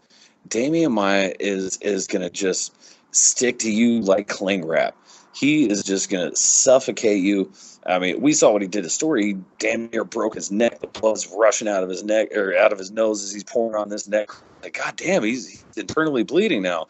It's insane what Damian Maia. And then, I mean, I thought Gunnar Nelson would be able to stop the takedown with his grappling prowess. I thought he would be able to use some counter grappling, keep the fight standing up, where I assumed he wanted to keep the fight. Not so. Now, the first round was a little bit closer. Gunnar Nelson, he hit some clever sweeps, I want to say. Wasn't completely dominated, but rounds 2 and 3, complete domination by Damian Maia. And talk about eating crow. Gunnar Nelson was quoted as saying that Damian Maia is on his way out. I want to fight him before he leaves the organization. Ooh, buddy, you just gave him some shelf life there with that win. That just put a little more fuel into his gas tank. And Damian Maia, he was looking good. A guy that, also another factor why I picked Gunnar Nelson. I said, you know what? It'll be like Rory McDonald. Even if he does win the first round, he'll gas out trying to get the finish. Won't get the finish. He'll have nothing left for rounds 2 and 3. Not the case. Gunnar Nelson put up a good fight in round 1. Hung in there admirably. Wasn't able to work any of his striking whatsoever at any point in this match. But at least, he was hanging in there, trying to get some sweeps, trying to at least get some clever reversals on there. Rounds 2 and 3, not so much. He was just done. It was Gunnar Nelson that had nothing left for round 2 and 3, and Damian Maia just coasted, and he hammered Gunny. Big fan of both fighters. I love seeing Damian Maia come back and get this. Again, I'm certainly got a little egg on my face today with my previous prediction, but man, Damian Maia, he certainly is making one last run, and this time for the 170-pound title. We saw him fight at 185. It'd be really interesting to see what he can do in there at 170 pounds. Maybe this is just more his division. And he's only lost to Jake Shields, which was a very close fight. At least from my recollection, that was a close one. And the fight against Rory McDonald, as we talked about before, where he absolutely dominated the first round. Absolutely dominated Rory McDonald. And that was another thing. Rory McDonald, he's got the good wrestling working up there at TriStar with DSP. Doesn't matter. Here comes Damian. He's going to impose his will on you on the ground. Doesn't really matter. Rory McDonald somehow was able to survive and outgas Damian Maia. But yeah, it was a great showing for Maia. Showing he is far from on his way out. In fact, he seems to, if he keeps showing cardio like he's been showing, man, that'll definitely favor him in a lot of his fights going forward. And he certainly, I think, near killing him with the matchmaking. The winner of Johnny Hendricks versus Wonderboy Thompson. Well, actually, let me say, if Johnny Hendricks win that fight, that should be who Damian Maia fights next. Actually, now I'm even rethinking about it because I feel like Johnny Hendricks should still be champion, should have never lost the belt, and should be fighting for that belt as soon as possible. Yeah. I'm torn. That's a decent point, too, yeah. I mean, and then if Wonderboy Thompson wins, which, I'm not putting too much on that, but if Wonderboy were to win, I do feel like Damian Maia would destroy him fairly handily. You know what top welterweight doesn't have an opponent right now? Who would that be, Jake? Tyron Woodley. Oh, Oh, now did Damian Maya and Tyron Woodley have a fight scheduled at one point? I want to say they were scheduled to scrap at some point, but They have never fought before. I'm not sure if they ever were scheduled to fight in the past, but I know Woodley was supposed to face Johnny at UFC 192. Johnny backs out. Woodley ends up not fighting. But yeah, these are two guys who have not fought yet. And it would be, Woodley Maya, that would be up there with Hendricks as far as who gets a title shot after Condit versus Lawler. Ooh, what if he made, Johnny Hendricks, if he beats Wonderboy, give him Rory, and then make Woodley versus Maya, and whoever wins their fight more decidedly gets that next title shot? I mean, certainly a possibility. I mean, that would be fun. Look at us playing matchmaker. I mean, I would love to see Damian Maya versus Tyron Woodley. That's a good one. Tyron also has a close decision against Jake Shields, so it'd be interesting. You got that little common opponent there, and Tyron, he has the wrestling, he's got the striking, very well-rounded skill set. Would he be able to fare better than Rick Story? I'd be willing to say yes. Tyron definitely has had his ups and downs in the UFC as well as the MMA game overall, but still very, very highly talented 170-pound fighter, and he's near the top of the weight class in the UFC welterweight division. So, and as you mentioned, without opponent, makes sense on a lot of levels. I definitely say book that one. And I guess we will see what happens with the welterweights, and we'll move on for now. Man, what a matchup this was, to talk about getting overshadowed. Honestly, if you made me pick any one fight where it's a world-class wrestler taking on a world-class Brazilian Jiu-Jitsu guy, this is maybe the fight I point to, because, you have an Olympic-level wrestler in Yoel taking on a multiple-time world champion in Brazilian Jiu-Jitsu in Jacare Souza. As far as combined level of skill, accomplishment, you name it, both of these guys are so high up there. In a fight I thought Jacare got robbed in, and I'll be honest, it's difficult when you say, oh, this guy won 29-28 and it's a robbery, because instead he lost 28-29, and a lot of times I'll say, it was close enough that it wasn't a robbery.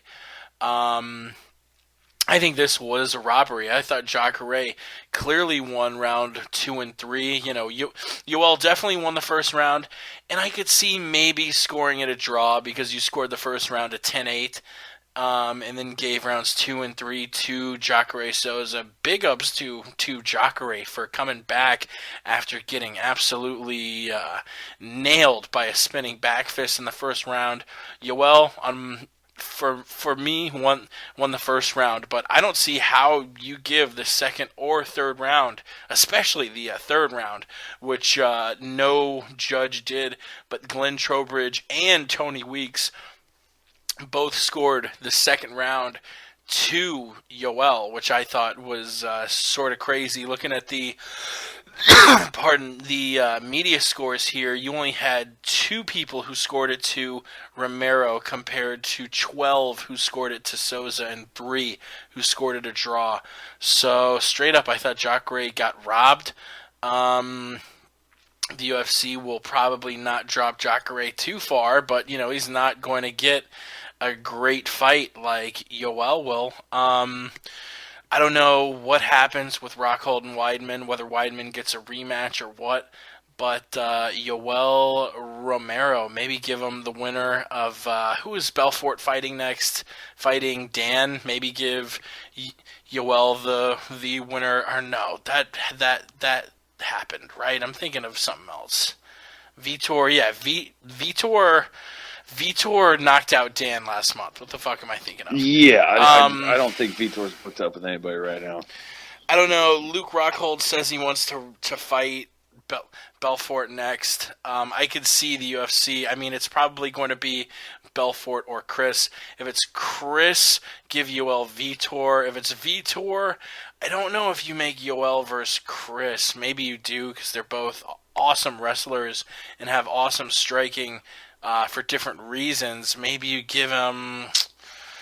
Shoot, I mean, any other fight really, I think, is a smash match for Yoel and a rematch too. You know, he beat Kennedy, he smashed Lyoto. You can't give him Lyoto again. Michael Bisping, Robert Whittaker. I mean, it seems like the next step maybe do Luke and Chris 2 and make Yoel Vitor. If Luke Vitor though, I don't know what next. Chris maybe. I don't know. I'm sort of at a loss as far as matchmaking for the middleweights. Did you think the fight was a robbery too? And what next for Yoel and Jacare, who was on a very long streak. I think he won 8 in a row before losing to Yoel this past Saturday. Would I call it a robbery? I would not. I do not think Jacare was robbed in this one. My initial impression watching this fight was that it should be a draw. I had it 10-8 for Yoel for the first round just because he came rather close to finishing Jacare in that first round. He came closer to finishing Jacare than Jacare ever came to finishing Yoel. Granted, those second and third rounds, those were fairly handily Jacare. The second round was a little closer, though. Really, that was one of those rounds where the only way I could see somebody giving Yoel Romero that round was kind of the Diego Sanchez. Yeah, he got hit a lot, but man, he was coming forward and he was in that guy's face the whole time. He wouldn't go away. You know, the whole kind of pressure went around type of thing. It did seem, I mean, granted, my buzz was building up pretty good by the time this fight came on, but it did seem like Yoel was pressuring a little bit more. I mean, let's be honest here. Your boy had a couple brew dogs. I had a couple of adult beverages here. They ran out of my Hoot Garden, which is my go-to, a lighter fare, maybe 4.5%. They ran out of my Hoot Garden after my first one. I got the last one, and so I had to step up to the higher ABV type of merch. You know, we're talking about that. We're talking about that Mod D. Talking about that grapefruit scoping now. Talking about that. That delirium tremens. But anyways, this is a MMA podcast, not my Untapped profile. But the fight, I wouldn't call it a robbery again, just because Yoel Romero was closer to finishing that fight than Jacare was. I mean, and this is just one of those ones. It's so tricky. It's so subjective, the scoring at MMA. I did give Jacare rounds 2 and 3. My goodness, but just a really hard one. I really don't have. I don't call it a robbery. Do I think Jacare? I mean, I don't know. I thought it probably should have been a draw, if anything. That fight was so close. If you got to give it to somebody, I could see how you give it to Romero, just because he damn near had Jacare finished. Was really close to getting that first round TKO. After that spinning back fist, he was able to continue with some effective ground and pound, but just wasn't able to keep it going. Jacare, even as rocked as he was able to time up pretty good and not absorb too many strikes in a row to allow Romero to finish. But oh my goodness, this was just a style matchup made in either heaven or hell, depending on how you like to look at it. I mean, it's so hard to dissect how that fight would have played out just about as close as the fight breakdown did. I mean, just a coin toss overall. Wouldn't have been upset to see a draw. I would have probably liked to see a draw, but those help to stagnate the division and tie up contenders, things like that, because typically when you get that draw, you want to see him run it back, because somebody has to be the decisive winner. Someone has to keep moving up the ladder, and it turns out Yoel got the nod there.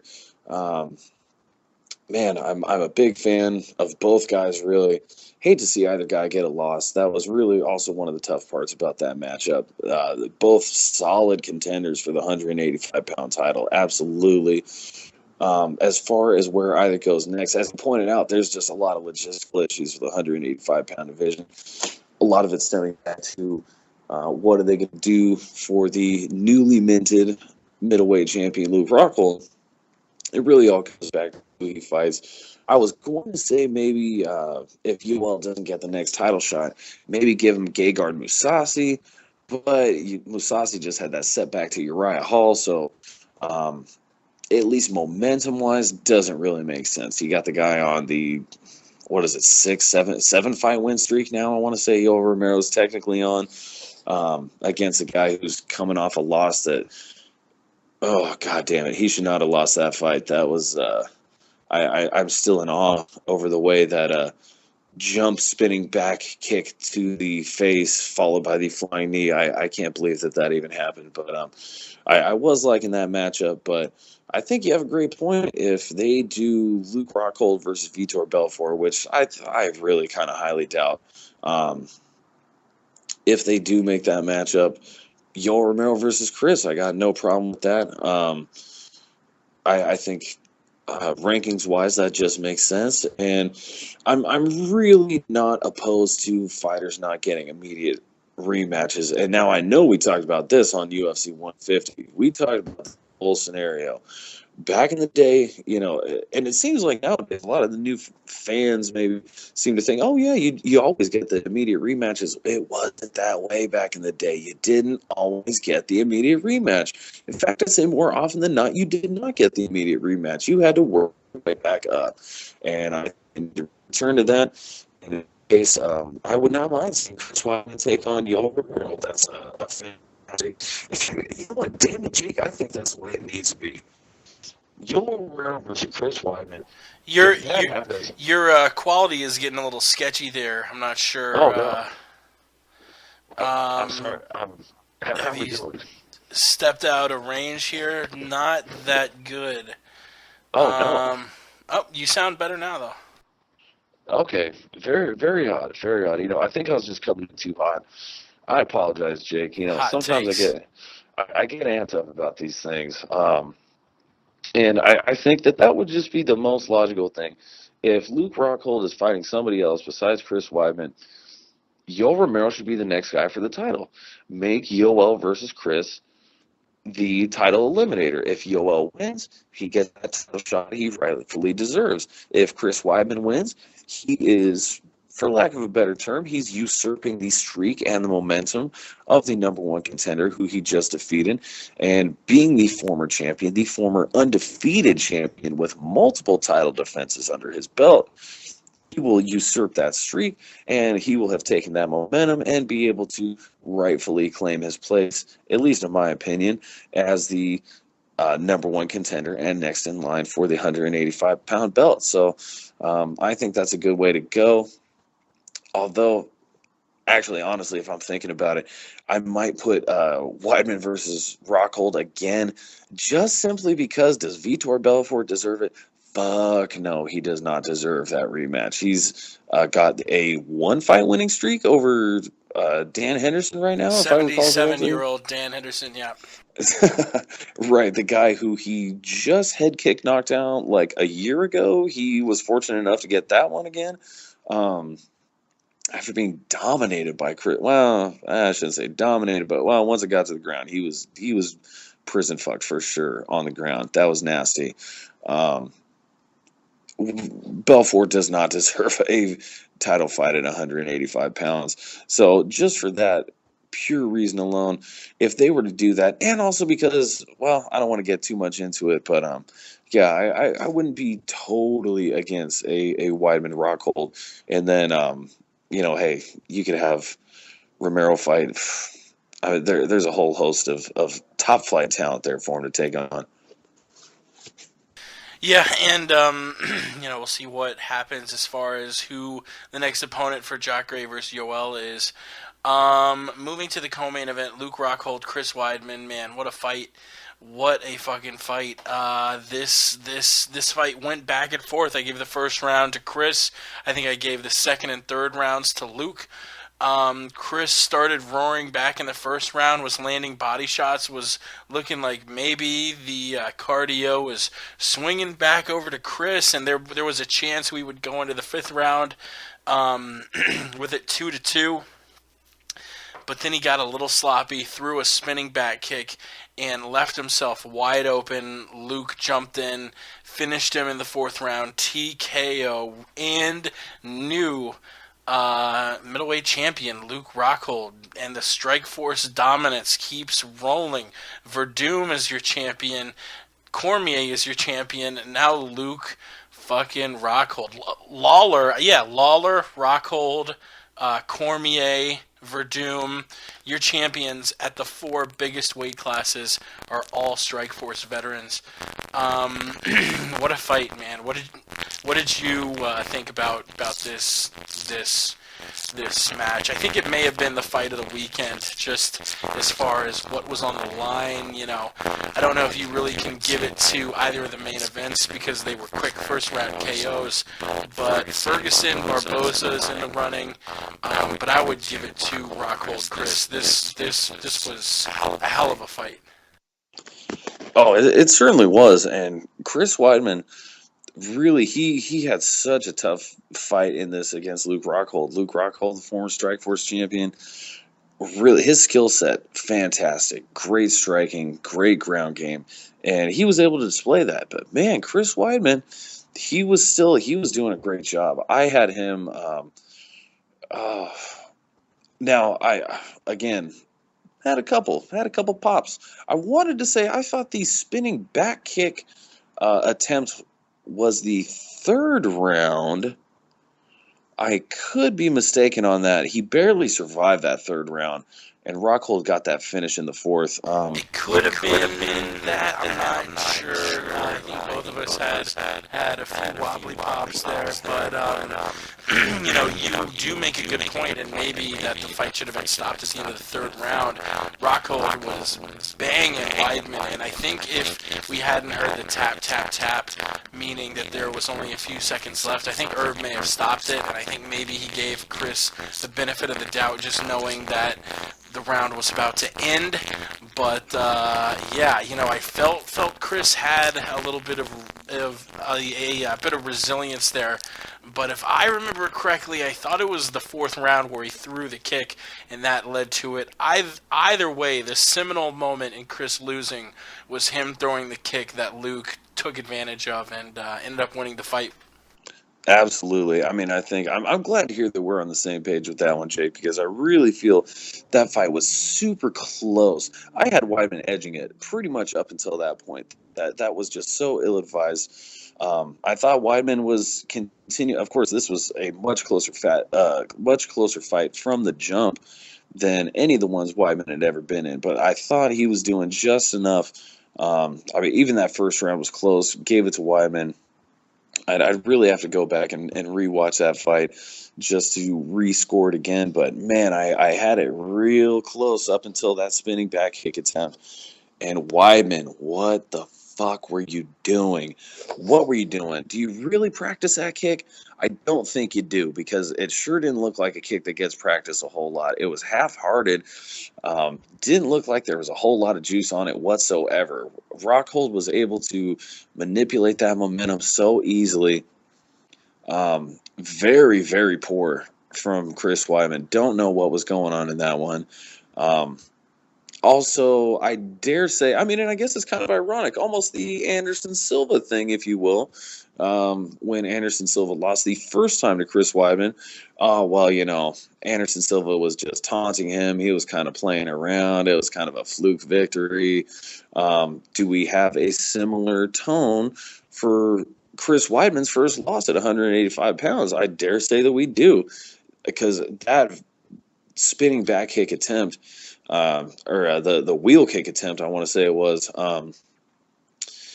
that was easily what led Luke Rockhold to his most prolific offense in the fight, and having Chris Weidman in the greatest danger and causing the most damage in that fight, undoubtedly. So it's almost ironic that just that miscalculation, if you will, much like the man that Chris Weidman took the title from experienced, just that slight miscalculation, and that's all it takes at the highest level of the game. That is how he ended up losing his title, or what at least ultimately led to his downfall in the title match. And for that reason, much like I did not argue against Anderson Silva getting an immediate rematch, I would not mind seeing Chris Weidman take on Luke Rockhold again and see if he can lay off the spinning shit this time.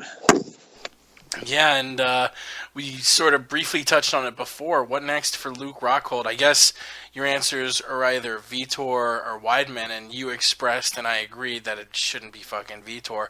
Probably shouldn't be Yoel Romero. I think it should be Chris Weidman, and I heard a lot of folks say, oh, well, if Weidman gets a rematch, why shouldn't Aldo? Two reasons. One, Weidman was in that fight. Aldo got KO'd on in 13 seconds. Another one, which is much bigger for me, if you had a guy like Frankie Edgar, who was obviously next in line for a title shot and had deserved it and was looking like a phenom, I would say put Chris on the shelf and give a title shot to that guy. But that guy just doesn't exist now at middleweight. It was Jacare, but now he's lost, even though I feel like he sort of got robbed. Man, fuck. I wish one of those dipshit judges in Glenn Trowbridge or Tony Weeks, sorry, I wish one of you guys would have given the score to 10-9 to the right guy, Jacare. Jacare won that fucking round. And I wish we had Jacare still in line for a shot, and I'd say, let's see the rematch, Rockhold Jacare too. Jacare's striking is so much better now. But we won't see that, unfortunately. I don't know. It sort of, Pat, I do agree with you that it shouldn't be Vitor. But time and time again, we see the UFC make disappointing fights based on money instead of who really deserved it. And I think the UFC knows that they could probably sell Rockhold, Vitor, especially in Brazil. This is a country that Belfort is so big in. Give him one last title shot, and maybe that's why they fed him Dan, pardon me, in their last fight.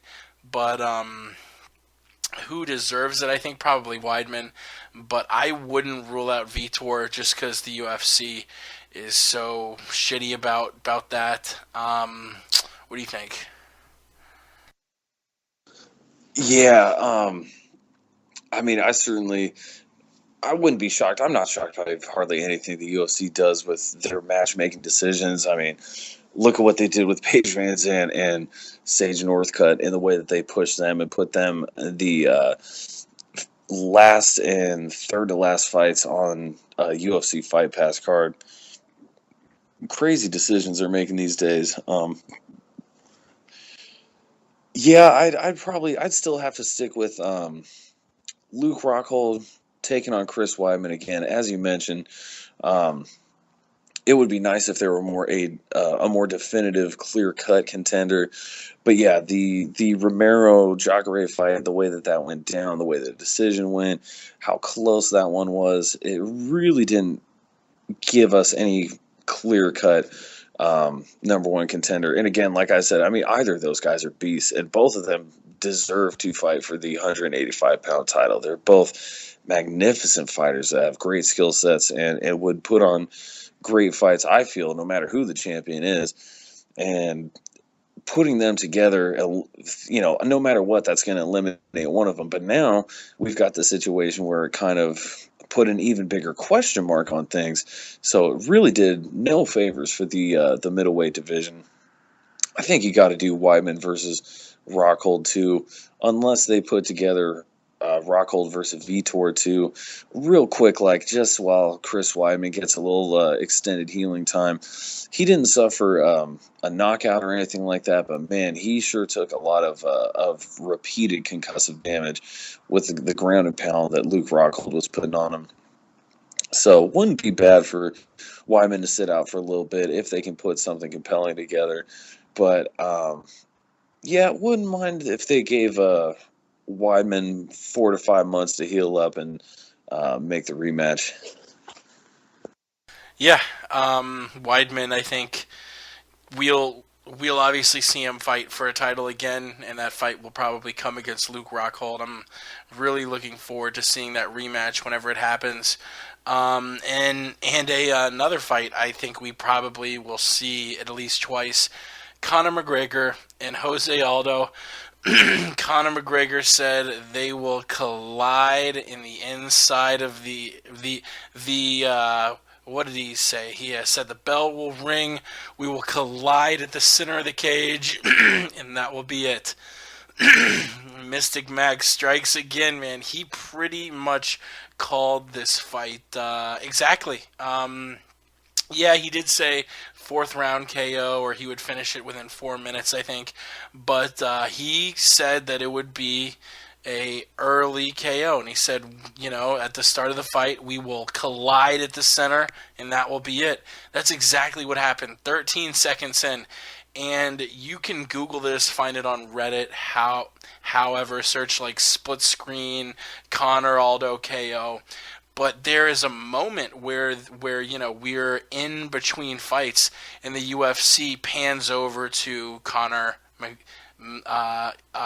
training room, and he sort of mimics the style of Aldo, walking with his face forward, and then goes back into being himself, and does a little step back straight left, which is the exact move he caught him with in the fight. Conor knew what was going to happen before it happened, not because he's a psychic, but because the guy is smarter than we give him credit for. He knows Jose's striking style, his tendencies, and knew that when Aldo is going to throw that right, he's going to be leaving his head exposed.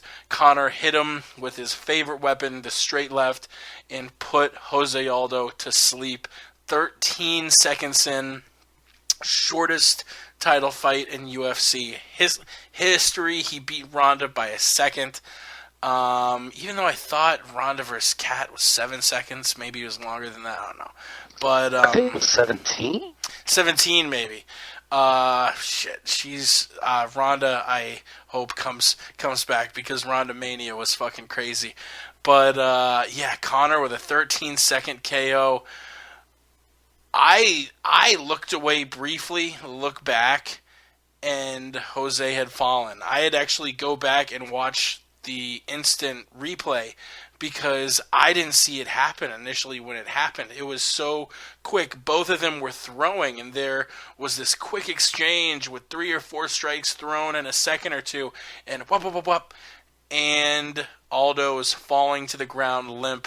Conor McGregor is standing tall, and new undisputed featherweight champion of the world, the Irishman. Only, I think, the third European man to get the belt, and the other two both were very brief champions at heavyweight, and Andrei Arlovsky and Bas Rutten. And we have Joanna now too, obviously. But yeah, what a fight, Conor. This was not a fluke. This was not a lucky shot. Conor mimicked it perfectly in his training room before the fight. Seemed to know what was going to happen.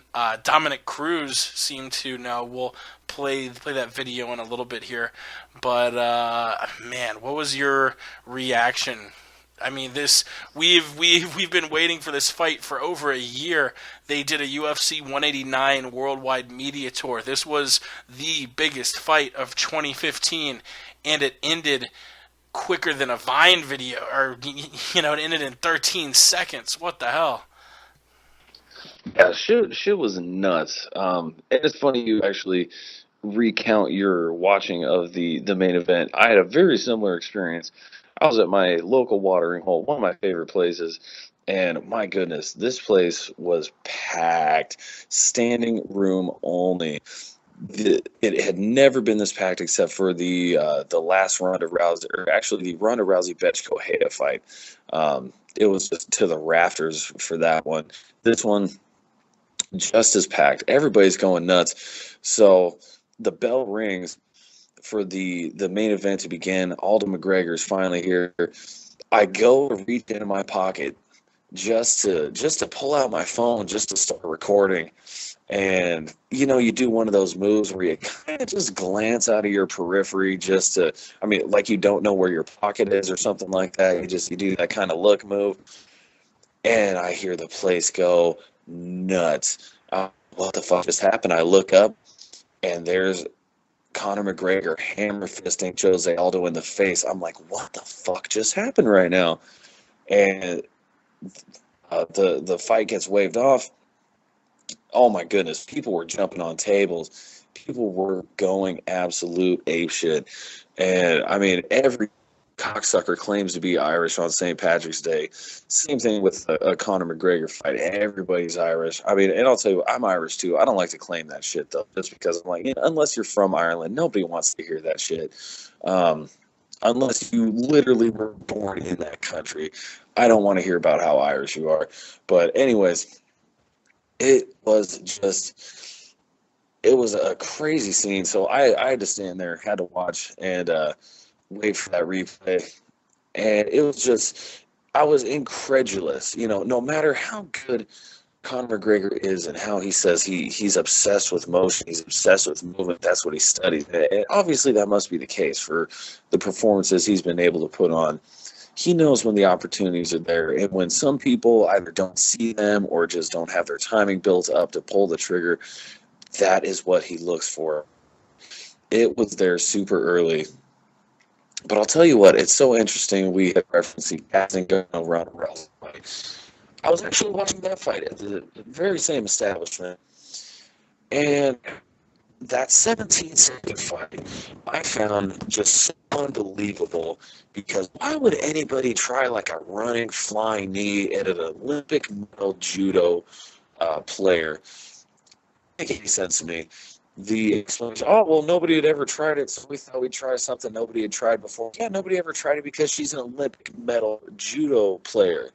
You don't run at them. That's the stupidest thing you can do. You're giving them your momentum. Anyways, basically, kind of the same thing I saw with this fight. What is Jose Aldo doing? I mean, yeah, of course, we talked about the technical aspect. McGregor was looking for the left. He said, Jose's going to overcommit with the right. And we're going to pop in with this left. Yeah, that's exactly what happened. But it's the Your quality dropped off a little bit there again. I'm not sure. Are you connected on Wi-Fi? Or are you using a cellular connection of some sort? No, we are on the Wi-Fi. We are on the Wi-Fi. I don't know. Maybe I got too many things connected. Going hard on that bandwidth these days. I'm leeching. Much better now. Oh, sweet deal. Yeah, I got 50 devices in the house connected to that Wi-Fi. But I digress. It's not that. The thing is that McGregor had said, this is how the fight's going to go down. And that's the way the fight went down. But it's the fact that opening came in 5 seconds 13 seconds, with Jose Aldo just basically running wild at Conor McGregor, winging these punches. That is not the pound-for-pound champion as I know him. Just to go, basically running at him defenseless. I find it really weird. I know there's a lot of people, I'm not Ramses. God knows I wish I was. The word on the street, the and Jimmy, he's the true homie. What a pimp, the and Jimmy Joe. But I don't like to call it picks. That's my style. But I tell you what, as much as I fight game, I watch, and I say, really, what the fuck? That is the worst strategy. Did Jose Aldo really believe he was going to be able to cover all that ground against the taller McGregor with a longer reach? It didn't make any sense to me whatsoever. It seemed like either the biggest lapse in judgment by the only 145-pound champion the UFC had ever seen, or the fight was a fix. Now, as Big John McCarthy said, who's going to sign up for that? Who's going to sign up and say, yeah, knock me unconscious and hammer fist me in the face? Well, I'll tell you what, you want to pay me $1 million? You can knock me the fuck out. I don't care. I'll fight anybody in the world for $1 million. That's, well, granted, got to pay for that medical as well. Medical treatment's got to be covered because, the American healthcare system, that is the number one cause of bankruptcy, that healthcare. Not super good. So if the medical bill and I get a cool $1 million cash on top of that, hey, I'll take it any day of the week. I'm not saying that you can pay off Jose Aldo like that, but again, this is a pay-per-view pulling in big numbers. They said it's trending to be the biggest of the year, potentially the biggest of all time. That would be insane if it were. Wouldn't doubt it though. They worked real hard for this event, the way the whole week shaped up.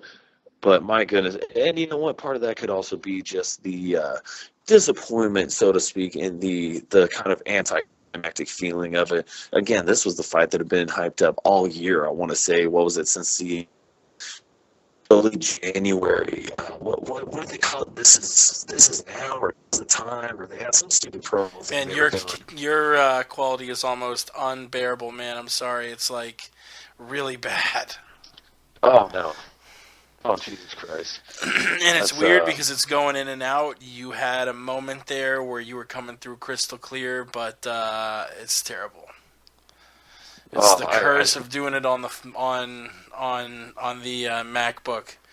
The cursed Christmas episode. Must be the Christmas on the road travel edition of TMP.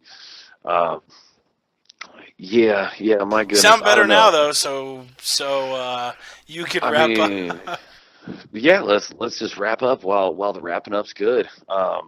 Really, not a whole lot of fight to dissect. It played out just as a lot of people figured it would. I was just surprised with how quick that it had happened. And again, maybe the anticlimax of the whole thing. This is a fight that had been built up all year. You want at least 2 minutes, 3 minutes, at least like half a round out of this just to see more than one exchange. So I think that could help with some of the not too positive sentiment with this fight. But man, it was something. I mean, just the sheer revelry. People are getting behind Conor McGregor, definitely, just like they were getting behind Ronda Rousey. They do have a new star in the UFC. They do have their new cash cow, and his name is Conor McGregor. And, I cannot wait to see who he gets next. I do not anticipate Frankie Edgar rushing in, swinging wild the way Jose Aldo was. Really don't think that's going to happen. But who knows? Maybe Aldo gets that immediate rematch, tunes it up a little bit, fights smart.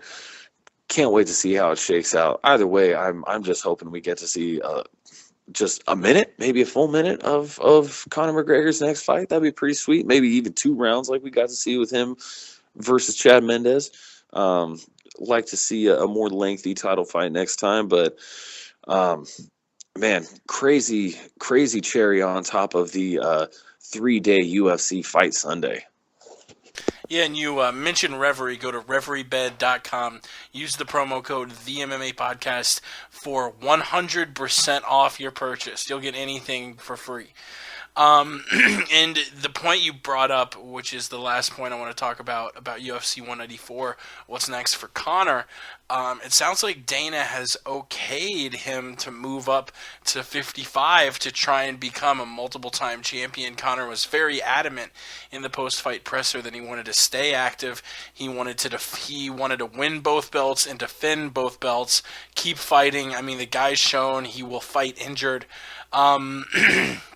And if that's what he wants to do, he's the UFC's biggest star. Let him do it. And if he wants to move up, as long as he gets back down and fights Frankie sometime in the first 8 months of 2016, let him do it. I don't want him to move up to lightweight and sit around and twirl his thumbs until UFC 200.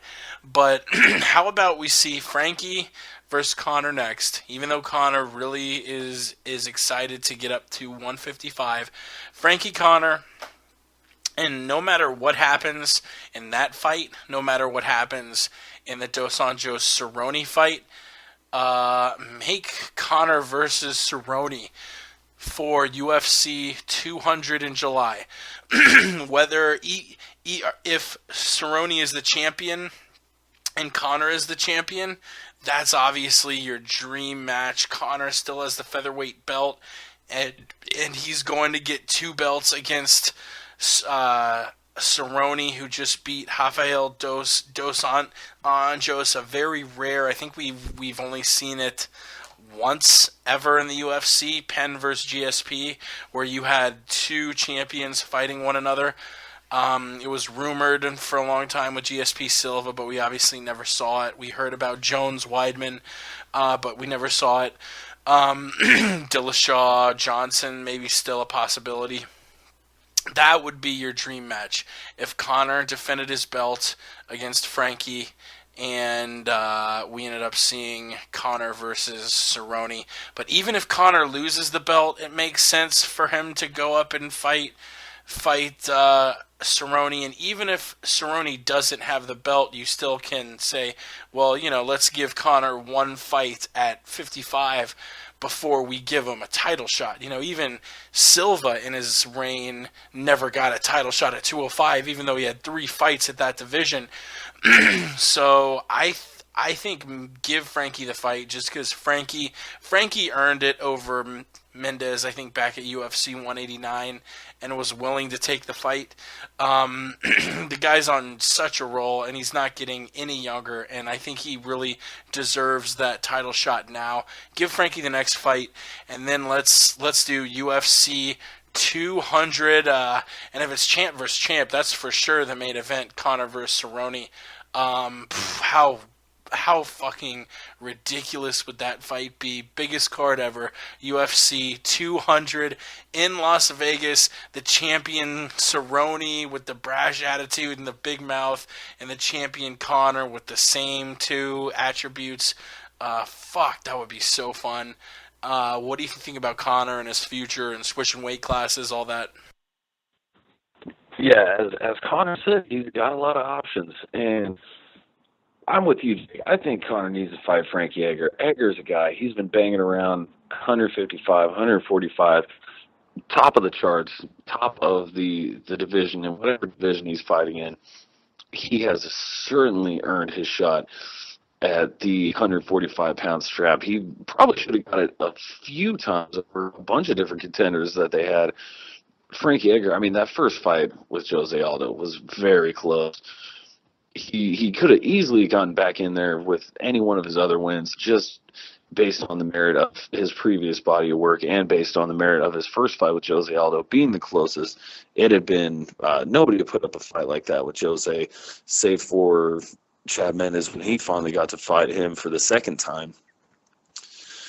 But be that as it may, as you said, Frankie Edgar, not the youngest prospect at 145 pounds. Really, you can't call a guy who's been fighting in the UFC for 9, going on 10 years a prospect by any means, just being cute there with the term. But there's certainly a lot more young up-and-comers in this game. You got guys like Max Holloway, 24. Look at what he's doing. They're gunning for the title. Let Frankie Edgar get what's rightfully his. Let Jose Aldo recover from that knockout. That was brutal. Regardless of what you believe about that one, that was a brutal finish, brutal hammer fist to finish up there. He could do well with a good 6 months out at least. And you know what? Frankie Edgar and Conor McGregor, they did not really take a lick of damage in their fights, especially Conor McGregor. 13 seconds. Frankie Edgar, I don't even remember the exact time on his fight with Chad Mendes, but I really do not recall him getting touched much, if at all. That's a fight they could easily make for, say, a February Super Bowl card. Set that up. Do the, I think typically they do like February 5th, although I have to check the calendar. But put that on the Super Bowl card. These guys aren't hurt. I'm sure they want to stay active. And I'd say that's more than enough time, especially with Conor McGregor's star where it is right now. That's more than enough time for you to put together the promo to get that fight hyped up. You don't even really have to do a whole lot with that these days. McGregor, he's doing a pretty good job hyping these things up themselves. Frankie Edgar, he's doing his part too. Get a nice little first round knockout. They can throw that in the highlight reels along with some of Frankie Edgar's other previous work. Do a nice little job, promote it, and let the winner of that, depending on how that plays out, fight Jose Aldo when he's good to go, or say UFC 200. I think that'd be a beautiful arrangement. And one last thing I want to talk about UFC 194 before we move on to this weekend's card was a very interesting breakdown. This actually was before the fight. This is Dominick Cruz trying to predict the fight, and he predicts it almost perfectly. You know, he didn't say 13-second knockout, but his analysis of Aldo McGregor sounded a lot like what we ended up seeing at the very end there. I'll play it for you real quick, and then we'll move on. Style clash of matchups is very different. You got Conor McGregor, very fluent movement. He even switches stances at times. He's up and down, so you're not getting a real read of whether he's low or whether he's high, whether you want to kick him or whether you want to knee him or whether you want to punch him with boxing. He's a southpaw, and he knows southpaw positions. So you got to think, southpaws always have more rounds with conventional fighters than conventional fighters have with southpaws, because there's more conventional fighters than southpaws. So how many more rounds does McGregor have against a conventional fighter than Aldo has against a southpaw? That's real. That's a real problem. Not to mention, Jose Aldo uses which kick more than anything to dismantle his opponents? The right low kick. Is that there against a southpaw? No, it's now become an inside kick. And when you throw an inside kick, your head goes down the center line for a southpaw to fire a left straight. What's Conor McGregor's favorite weapon? His left straight. Not to mention, Conor McGregor circles with that spin kick, so he's southpaw, and he'll throw the left spin kick in order to get you to walk which way? Towards his power. There's all these little tricks that McGregor has that Aldo hasn't seen. Nobody's thrown spin kicks on him before. Nobody's fought rangy. And McGregor's the biggest opponent that Aldo's ever faced. Same thing with McGregor. This is the biggest guy McGregor's ever faced, the strongest guy with the most power. I think power for power, I'd match him. I really would. But fluidity is the name of the game, in my opinion, in this sport, in the evolution of the sport.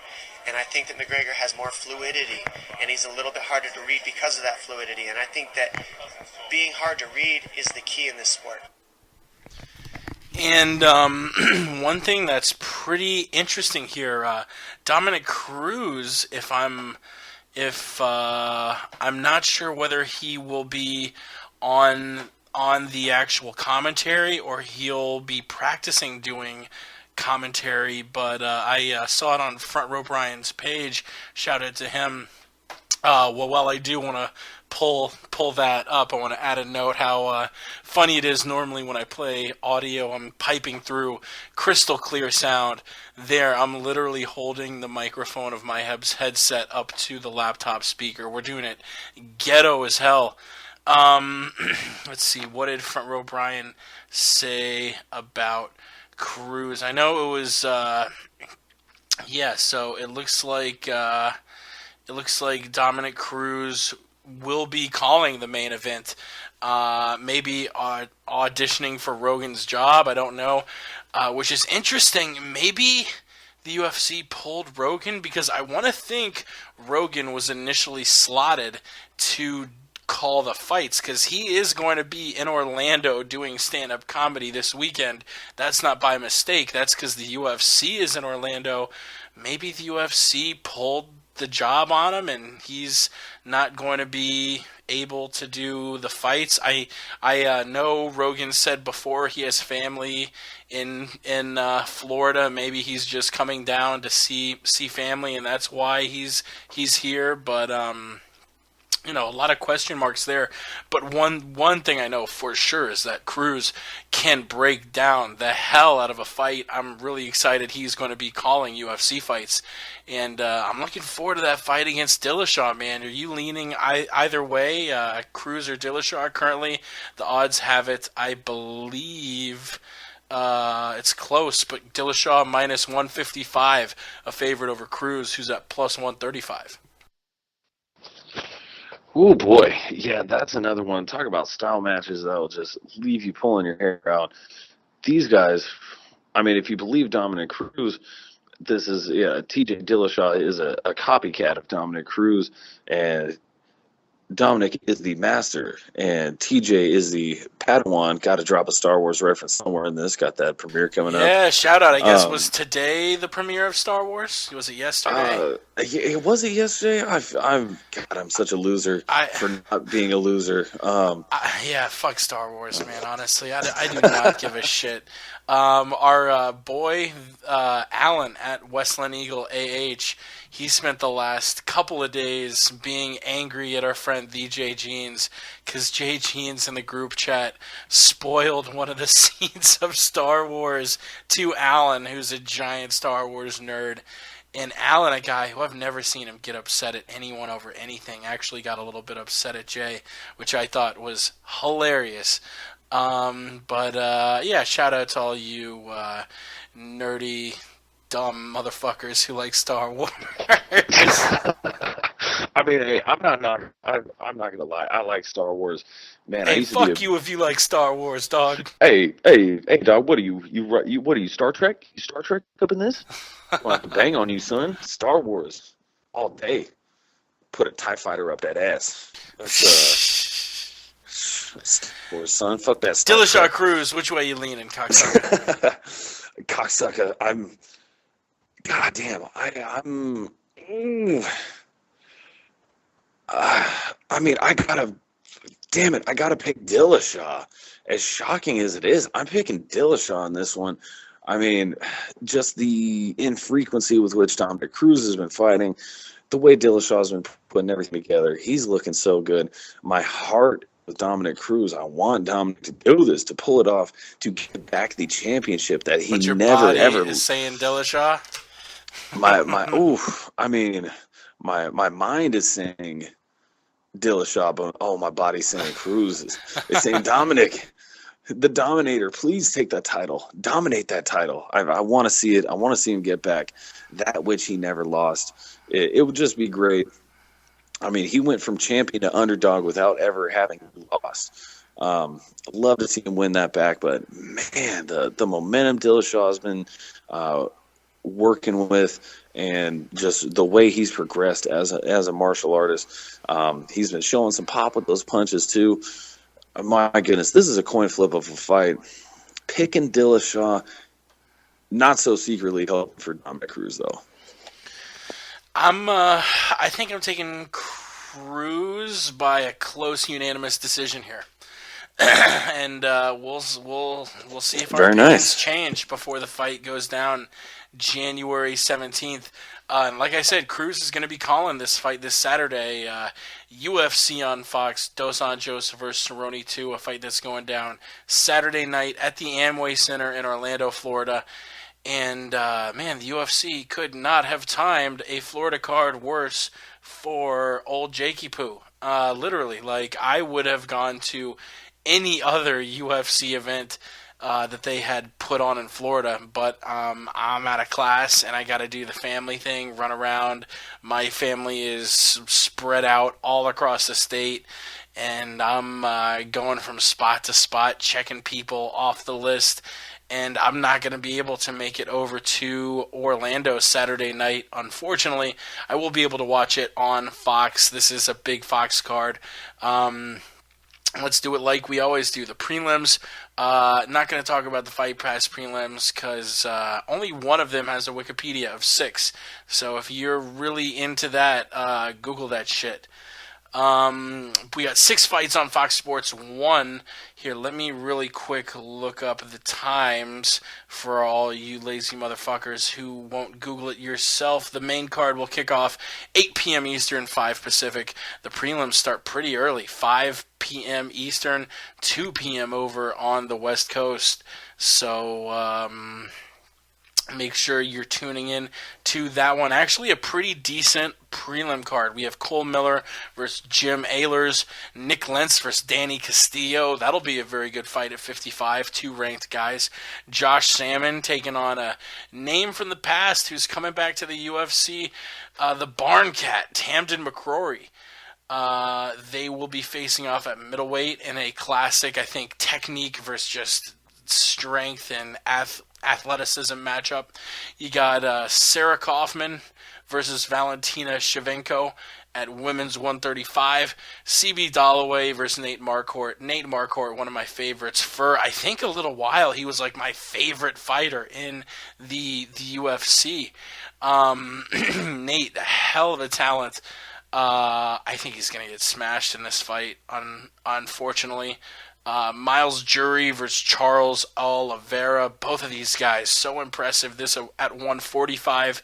Miles Jury moving down from 55. And Charles, just, a guy with so many tools. He's got awesome kickboxing. His grappling is insane. His last fight versus Max Holloway ended really weird with it was like a neck injury, TKO. Miles Jury has one loss on his record, period, and that's to Donald Cerrone, making his move down to 145. That's an exciting fight too. What stands out to you on these prelims? I guess I'll throw in Randa Marcos versus Carolina Kowalkiewicz. I'm not sure how to pronounce her last name. The Pole. This is another really good fight. I mean, both of these women like to brawl. I'd say they're both a lot more offensive than defensive, and both of them have a knack for just pulling out wins. I think this is going to be to who has the most grit, the most heart, and we've seen a lot of that from Randa Marcos. It's one of the reasons why she was one of the fan favorites when she was in the Tough House. So I'll pick the favorite, the Quiet Storm, Randa Marcos, to maybe earn herself a position in the top 5 of the women's 115s. P Money, what do you make of these prelims before we get to the top 3 cards and get out of here on what is an extra long TMP? We're over 2 hours by a good bit. This is just, we've got a lot of fights to break down, my man. Yeah, that's for sure, and very well said. This UFC on Fox 17 card. Finishing the year strong, we had the good 3 cards in 3 days, all of which stacked to the gills, and this one is keeping that fairly stacked tradition going to close out the year, at least with the last, let's see, what do we got here, last 10 fights on the card, all good names. Damn, you know what I just realized, which I did not realize until right now? What's that? Lawler Condit is only 2 weeks away. That's on January 2nd. Yeah, coming close. I mean, God, the UFC has been stepping on the gas pedal, talking about these stacked cards and making a lot of good fights. I mean, we've got UFC 195 right around the corner, and then that Dillashaw Cruz card we just talked about. What a thrilling month for UFC fans. MMA fans, because UFC fans is a stupid moniker. That's like saying, oh, NFL fans, you're football fans, and we're MMA fans. If it was the UFC, if it was Bellator, whoever is putting on awesome cards, but the UFC has been killing it. Yeah, that they certainly have. I mean, heck, it is kind of funny when you say it like that. Just 2 weeks away. I mean, hey, we're only a week from Christmas now, Jake.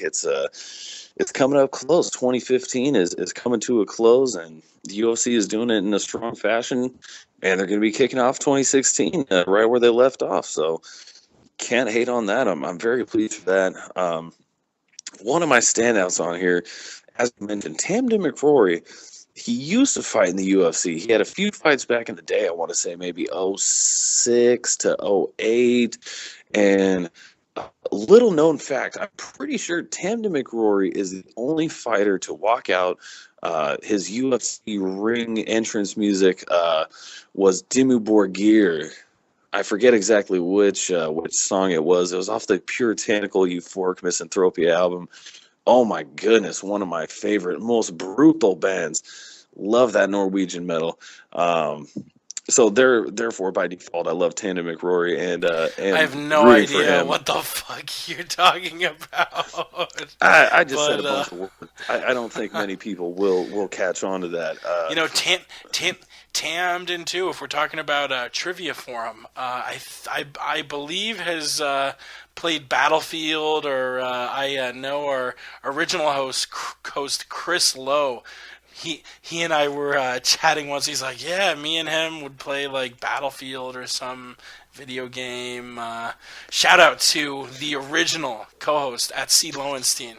C. Lowenstein? Oh, the big homie Chris. What a dude. Got to give shouts out to Chris. And I love that motherfucker. Much love to the homie. I would not doubt that whatsoever. I want to say Tamden McRory was one of the younger dudes fighting in the UFC back when he first came in. He was a young jiu-jitsu prospect. Yeah, he's still in his 20s. He's 29. Still in his 20s. Yeah, so back in the day when he was actually fighting in the UFC, let me just double check that record there. Yeah, he was fighting 09. Akihiro Gono, Pete Spratt, Dustin Hazlett. Yeah, so his first UFC fight, June 12th, 2007. Technically, he was 20 years old at the time of that fight. So, yeah, he was in the UFC, came in very young, and took 5 full years off of fighting there. Got a couple 2-0 since, yeah. Yeah, got a couple good wins. Brendan Ward was a solid prospect over there at Bellator. Big middleweight, too, and Tamden came out. Sick knockout for his first finish. And then came back, got the submission over Jason Butcher there in his second Bellator fight, which was really more what he was known for in the UFC. He was this young kid with the grappling chops. So now, 29 years old, he's got that man muscle about him. I want to say he was fighting at 170 before in the UFC. He's up a weight division.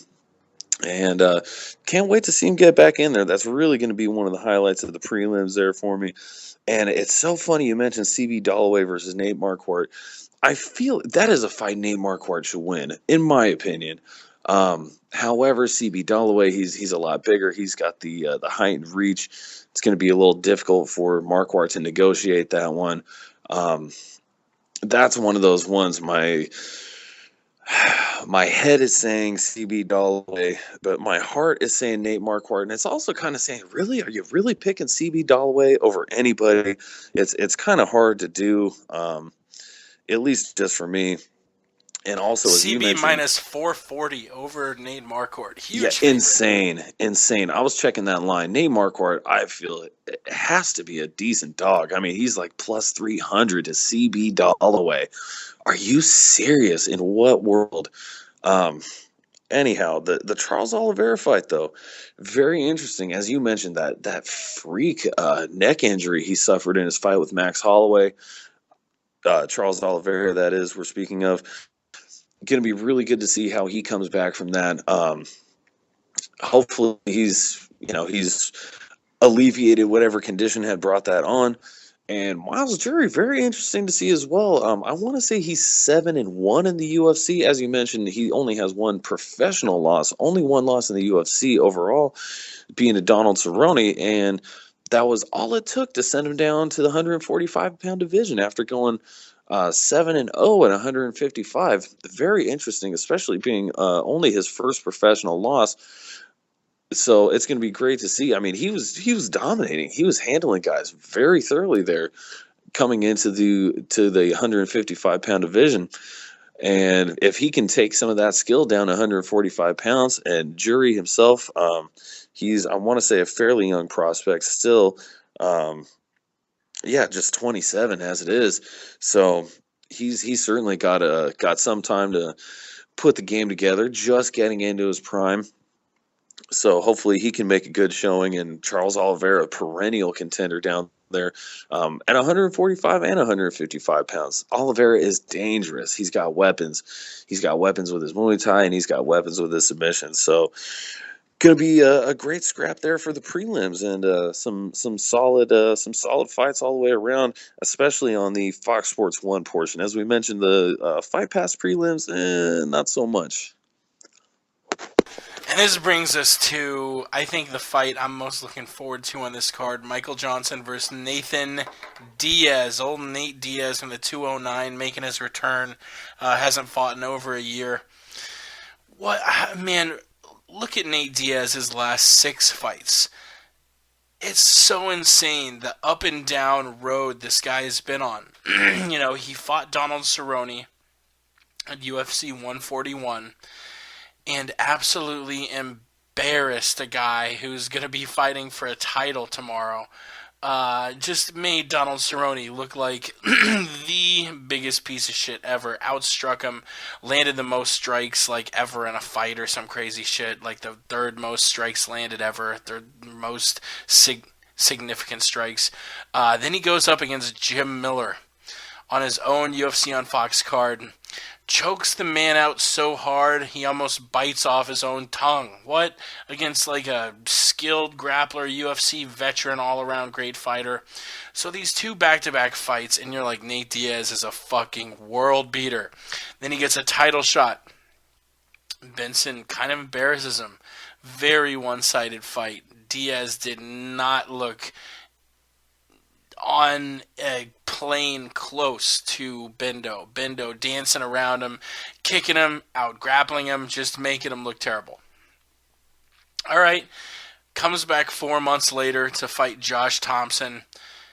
Josh Thompson lands a head kick flush in the second round, and as he's landing punches, the corner throws in the white towel. I mean, absolutely gets crushed. Comes back, fights Gray Maynard, and pretty much retires him. Knocks him out on the feet. Maynard staggers over to the ref and eventually, I think, falls down. Just beat him the fuck up. So he's back on another tremendous high. And then Rafael dos Anjos, in that fight, it looked like he didn't give a shit. He came in underprepared, came in 5 pounds over at 160.6. And that was a very one-sided fight. So as far as Nate Diaz's last 6 fights, you have no close fights. You have all beatdowns. You have Nate getting beaten down in a decision by Bendo, in a TKO by Josh, in a decision by dos Anjos. But you look at those fights against Cerrone, Miller, and Maynard, holy shit. I think he is a live dog here against Johnson. He's plus 425 to Johnson's minus 550. And the reason I think that, if Michael Johnson was a little bit better of a jiu-jitsu practitioner, could defend those submissions a little bit better, I'd say he'll use his wrestling and win the fight. Diaz is a very hard guy to game plan against because the last guy who was really willing to strike with him and not go into the clinch game, which is what I think Johnson will probably try and utilize the most, the clinch. The last guy who agreed to strike with Nate Diaz was Donald Cerrone, and we saw how that went for Donald Cerrone, who's a good striker. Diaz, you don't want to take him down because he's vicious off his back with subs. Michael Johnson, yeah, he's 4-1 in his last 5 with a split decision loss to Benny El Darush that he probably should have won. So we may as well call him 5-0 in his last 5 fights against the guy who's 1-3 in his last 4. I'm gonna say Nate Diaz wins this fight. I'm gonna say Nate Diaz subs him out in the second round with a triangle. I think Johnson makes the mistake, grapples up a little too much. I think Diaz maybe boxes him a little bit, and Johnson thinks, all right, I am more powerful than Diaz, but I don't know if I can KO this guy. Maybe I try a little clinch work. Maybe he gets a little bit overzealous, goes for the takedown. Diaz on his back, locks up the triangle. Nate Diaz submission victory. What do you think? Who you got? Well, anybody that knows the MMA podcast, and specifically your boy P Money, knows I'm a big Diaz brother supporter. Been rooting for Nick and Nate since the jump, especially for Nate since the Tough 5 jump days. They did not have WEC on TV, at least in my area, when Nate Diaz was in the WEC. So I did not get familiar with him until his days on the Ultimate Fighter Season 5, which he did win.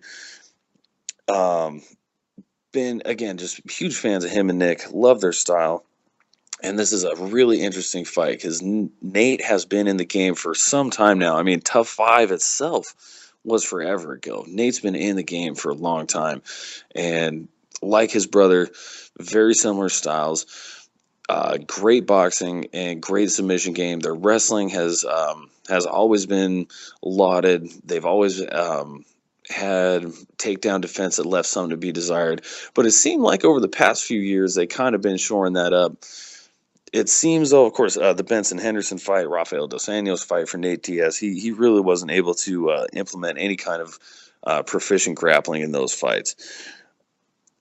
And my goodness, he's going to have the height. He's going to have the reach, albeit I don't think it's that much, but he should have a slight height and reach advantage over Michael Johnson in this fight.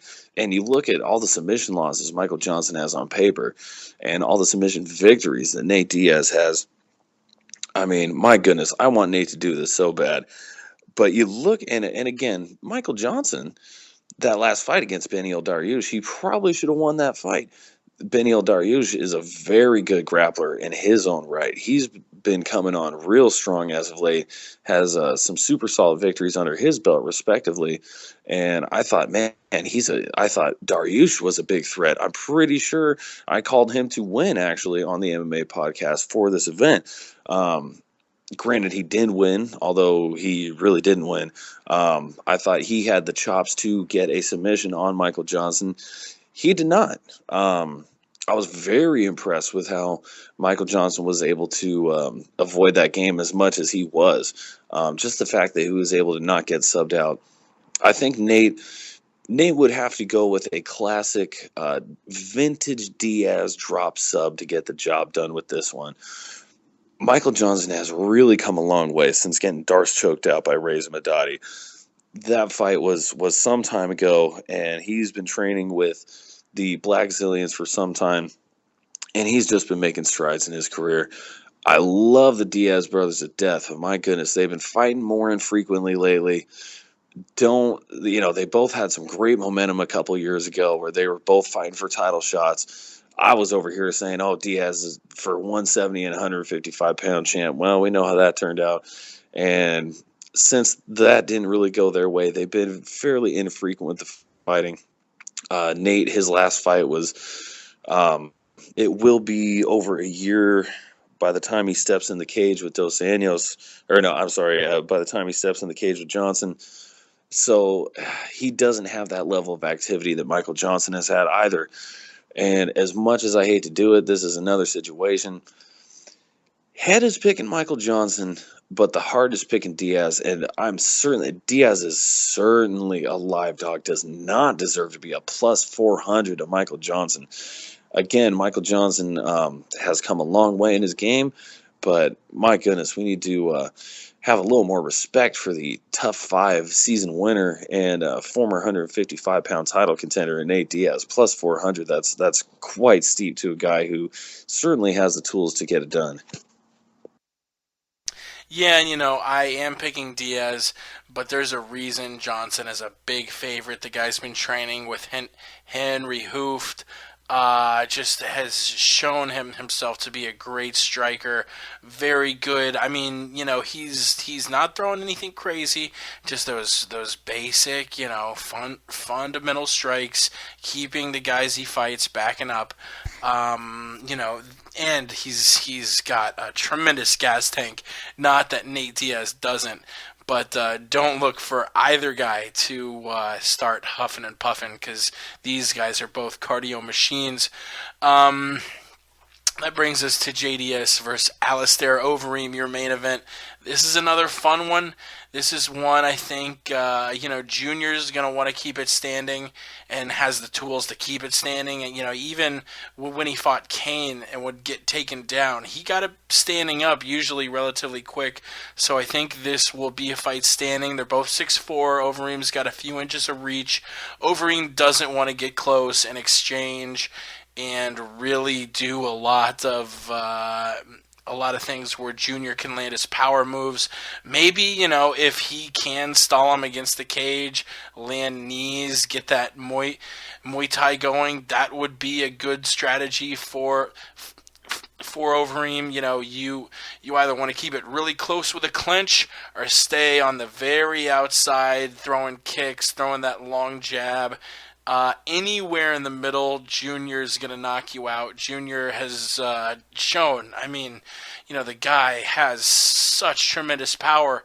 And Overeem, his last 3 losses have come by KO or TKO. I think this is going to be number 4. I think Junior, can Overeem sort of game plan his way to a decision, and the fact that he's been training with Jackson, I'm not leaving that outside the realm of possibility, but he's fighting a guy in Junior who is just going to be looking for that KO for 15 minutes and could very well end up bullying Alistair around the ring for 15 minutes. But Greg Jackson, man, that guy's fucking Yoda. Star Wars reference.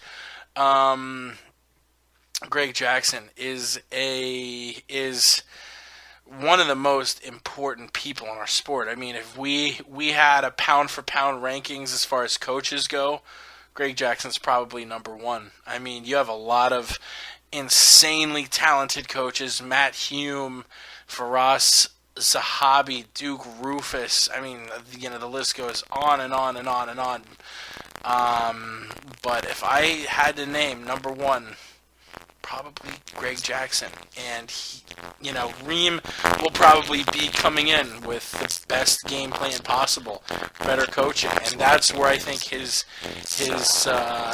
chance is with, the perfect game plan. He could be Junior, but I just think looking at it stylistically, Overeem, he's probably going to have to stand with Junior for 15 minutes, and the fact that his chin is shown to be questionable, I don't know if he will be able to game plan and survive that whole fight. What do you think?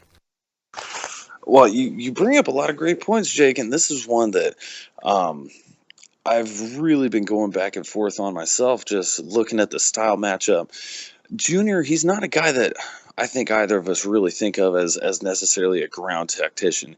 He's more of a heavyweight boxer. At least, that's how he likes to get it done. He likes to throw those hands, and with good cause. He's got great hands. He's got great power in the hands, good fundamentals, and he can put anybody away. And you look at this and you say, well, Alistair Overeem was knocked out by Ben Rothwell most recently in his last loss. If Ben Rothwell could do it, you got to believe Junior Dos Santos can do it. And also, Dos Santos, if I'm not mistaken, he's been training with AKA these days. So he's with the Top Flight camp himself. And that really throws an extra wrinkle into this. But, that being said, Overeem uses a lot more kicks and knees than Junior Dos Santos does. I believe that Overeem may be able to work a little diversity in there. Of course, if he wants to throw those kicks, I would leave him open to some counter punching opportunities. But oh man, I don't know. This is just going to be a super duper heavyweight collision here. One that's we've all been wanting to see for years here. My goodness, I really think Junior Dos Santos is a smart bet here. I'm not counting out Alistair Overeem, though. He has rattled off a couple wins in a row now, so he does have some good momentum going back on his side. But I got to go with the boy JDS. Those hands are too strong. I think he's going to get a nice knockout here. Taking the KO.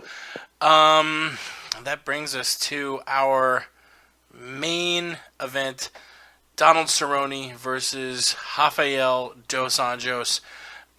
This is a rematch. The two fought one another back August 28th, 2013 on that rematch Condit Campman card. Man,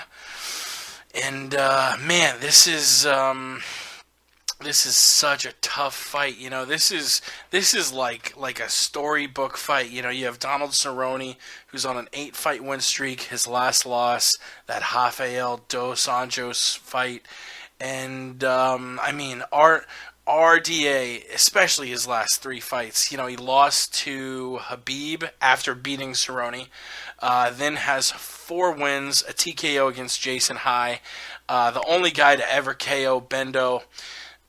Just outclassed Nate Diaz to death, And then, most impressively, going up against Anthony Pettis, a guy who was looking like he might be the champion for a long time.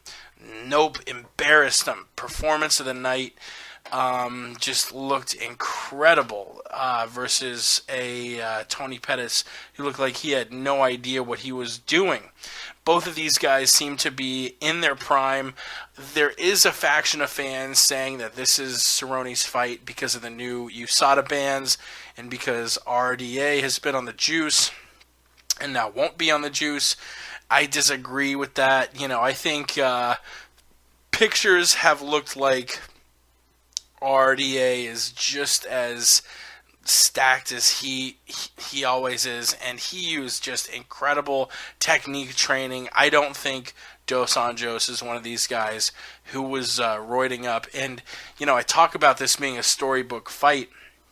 Cerrone started as a kickboxer and eventually started using his grappling skills more and more, polishing his BJJ, polishing his wrestling, getting better at subs, getting better at defending takedowns, while slowly still just getting better and better at striking. Rafael Dos Anjos came in as a jiu-jitsu guy and has slowly gotten better at striking, where almost striking is his main focus. So they've got sort of the opposite story, and God, man, this is such a close freaking fight. You have Cerrone, who I mean, the leg kicks are there, the switch kicks, the front kicks, the boxing not as good as his kicks, but the ground game is solid as hell. You have Dos Anjos, who I mean, He came in as a polished Brazilian Jiu-Jitsu guy and then ended up being the only guy to knock out Bendo. I think for me, the X factor here, and I mentioned it earlier, Greg Jackson, man, he is the master game planner, and I think he's going to be drawing up something for Donald Cerrone. One other thing I think is very important to keep in mind. I went back and I watched their first fight, and I realized I'd forgotten something about their first fight. Their first fight, Rafael Dos Anjos, pretty easily won rounds 1 and 2. The third round, Cerrone was figuring RDA out. Cerrone won that third round. It was a 29-28, I believe, across the board. I think all three judges scored it the same way. But Cerrone, if that had been a 5-round fight, that may have gone to Cerrone, because Cerrone was starting to get the better of him in the latter parts of that fight. And this is really close, very tough to pick, and I'm going to take an underdog again here too, just because I think the X factor is going to be that coaching. You've got the best pound-for-pound coach, a la Column, Greg Jackson, drawing up a game plan. And I think Donald ends up walking out of Florida, heading back to the BMF Ranch in Colorado as champion. Jake, that sounds pretty good, and your logic is quite sound there. And I mean, I've been sitting there looking at this match, saying, man, I don't know how this goes any different than the first one. But you bring up a great point with that third round. This is going to be a 5-round championship fight. If Dos Anjos starts to fade a little bit like he did in that first fight, there's a good chance Cerrone can turn it on late, because he's got some decent cardio to go for 3, 4, and 5. Very decent. Very decent. And, his hands are good too. His hands is certainly, his kicks are more notable, but he does have a good hand game. Maybe not necessarily a combination boxing, but he does have some good 1-2s. He was able to finish Edson Barbosa basically with a jab. So he's got some pop in his hands. He's got some good hands. And, those kicks, he puts them everywhere. He'll put them on the body. He'll put them on the head. He'll put them on the legs. Man, it's going to be such a great style matchup. Is he really going to let those rip in rounds 1 and 2 in the early going, try and chop down Dos Anjos? Dos Anjos and Cerrone, they're really more evenly matched, as you said. Dos Anjos came in, more BJJ, started to polish up the striking, and vice versa for Cerrone. Cerrone's always, I mean, even back in the WEC days, he's had quite serviceable jiu-jitsu. He's only continued to get better, and the win streak he's on right now with his momentum, my goodness. Of course, that third Benson-Henderson fight, quite debatable as to how that one went. However, he does have the momentum on his side. He has come away with a victory, and goodness, I think I'm going to have to side with you, Jake. I think Cerrone could very well take this belt from Dos Anjos, and we could see a merry-go-round with this title for some time. I mean, I think Cerrone is definitely in his prime with the wins he's been able to put together, the pace he's been putting together. He's on fire as of late. The division is so stacked and so crowded. Who knows what can happen with this title? This title could change hand many times over the coming years. But as far as the upcoming fight this Saturday, I think we will have a title change hands as well. I think Cerrone, he'll find a way to get it done either on the feet or on the ground. He could very easily get a little sub again, probably more likely a drop sub as we referenced with the Diaz. Drop him with a strike, get him stunned, maybe seal it up with an RNC or guillotine or something like that. Whatever your choice, whatever feels good at the moment. I think that'd be Cerrone's best key to victory. Dos Anjos, if he wants to get this victory, he needs to put that pressure on, just like he has been all of his opponents, and just like he did to Donald Cerrone in their first fight. He needs to stay heavy, needs to work that ground and pound. I don't know if he'll be able to implement the kind of, or if he'll be able to have the kind of success striking he was able to have against Pettis. Of course, we saw what Pettis did to Cerrone, but again, styles make fights. I think Cerrone may be a little more conditioned for the pressure that Dos Anjos is going to bring, and especially he does have that advantage of having fought Dos Anjos before, and the X factor of Greg Jackson in his corner. Close fight, would not be surprised at all if Dos Anjos is able to dominate en route to a decision victory here, but I think Donald Cerrone, he's going to be motivated. This is going to be a big Fox card for the title. I think he's going to be able to get it done. Yeah, and that card again will be UFC on Fox 17, Orlando, Florida. The main event popping off at 8 p.m. Eastern. This is normally where I would very, very sort of silently in the background start playing the outro music, but it's a holiday episode. We're doing it ghetto as hell, so I will add all that in and post. Thank you so much for listening to the MMA podcast. Our friends at the Filthy FRB show, at the T. Rowe and Funky show, actually have been listening to Ben Askren and Tommy Rowland's new podcast at T. Rowe Funky show on Twitter.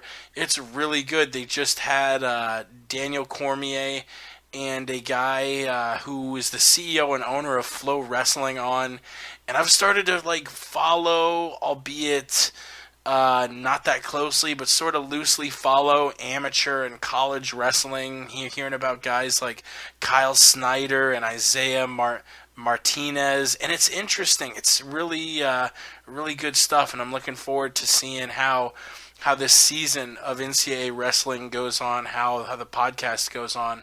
Really good stuff over there. Ben Askren's new podcast. Check it out. More on Twitter at the MMA Podcast, themmapodcast.com. P-Money, you got anything for us?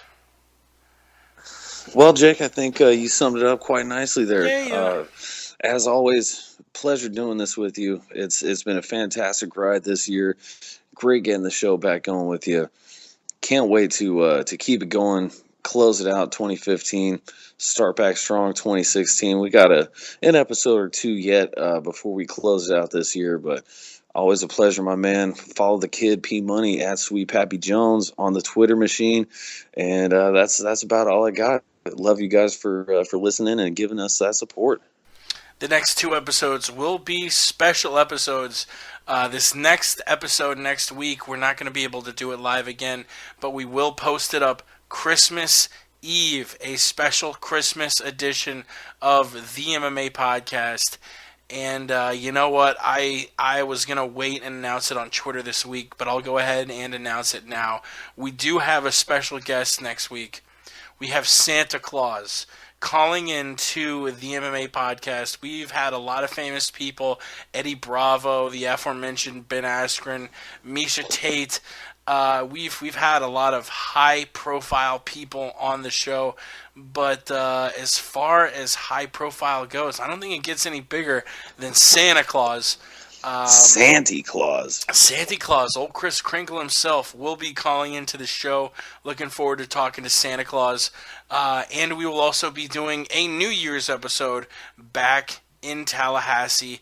So tune in for one more shitty ghetto-style, non-live holiday episode that we will post up on iTunes, SoundCloud, YouTube on Christmas Eve. And then we will be back in Studio 15 New Year's Day. That'll be a Thursday night, breaking down, doing a special edition, another special edition. Next week we got Santa Claus, and then the following week we have the 7th annual MMA Podcast Awards, hosted by yours truly, Jake and P-Money. And we're going to be talking about the fight of the year, knockout of the year, fighter of the year, giving out the awards, shipping the trophies out. That should be fun as well. The MMA Podcast Awards, and that will be live now that we'll be back in Studio 15. Stay tuned for that. January 1st, 2016, a Thursday night. That will be a very special edition. We will be taking calls. We might do Caller of the Year. We might do tweet us if you have any ideas for new categories for awards, your thought on Fight of the Year, Fighter of the Year. We will be listening to the Twitter sphere. We appreciate all the love. And until next week, people, thank you for tuning in. Thank you for listening to a very long, nearly 3-hour edition. We had a lot of fights to break down. Looking forward to coming back next week for the interview with Santa. Till then, we gone. Shout out to Jake. Tune into the MMA podcast every Tuesday night. Act the wild style, always been a foul child. Relax, sucker. I be the coming like Noah. The MMA podcast, Jake is the host. And since Ramsey's been in a wheelchair, the Aunt Jimmy show has been on a roll. I wanna say John Jones is a host, so I think that I'll pick up the phone and dial 213-457-3380. We got hot takes on the stove. You get blood on your clothes if you're sitting in the front row. I throw on my gi and then I lace the hoops. I'll have Gal lying down cause he ain't the truth. And if Alan wasn't a cop, I'd mention you. And shout out to Ross Finkelstein the Jew. Cause according to you, you're an MMA guru. Abu Bisbing lost his hands, Count Dooku. If you're a fancy boy, you get a 2-minute slot. Mystery wants a title shot. So listen to the MMA podcast. Throw a high kick, but I block that. Call me Diaz, screaming George, where you at? I want the strap. But you know that I'll never tap. So listen to the MMA podcast. Throw a high kick, but I block that. Call me Diaz, screaming George, where you at? I want the strap. And you know that I won't tap. Mystery. The MMA podcast. Most of us just live and breathe this fighting shit. Shout out to Jake. Shout out to Jake.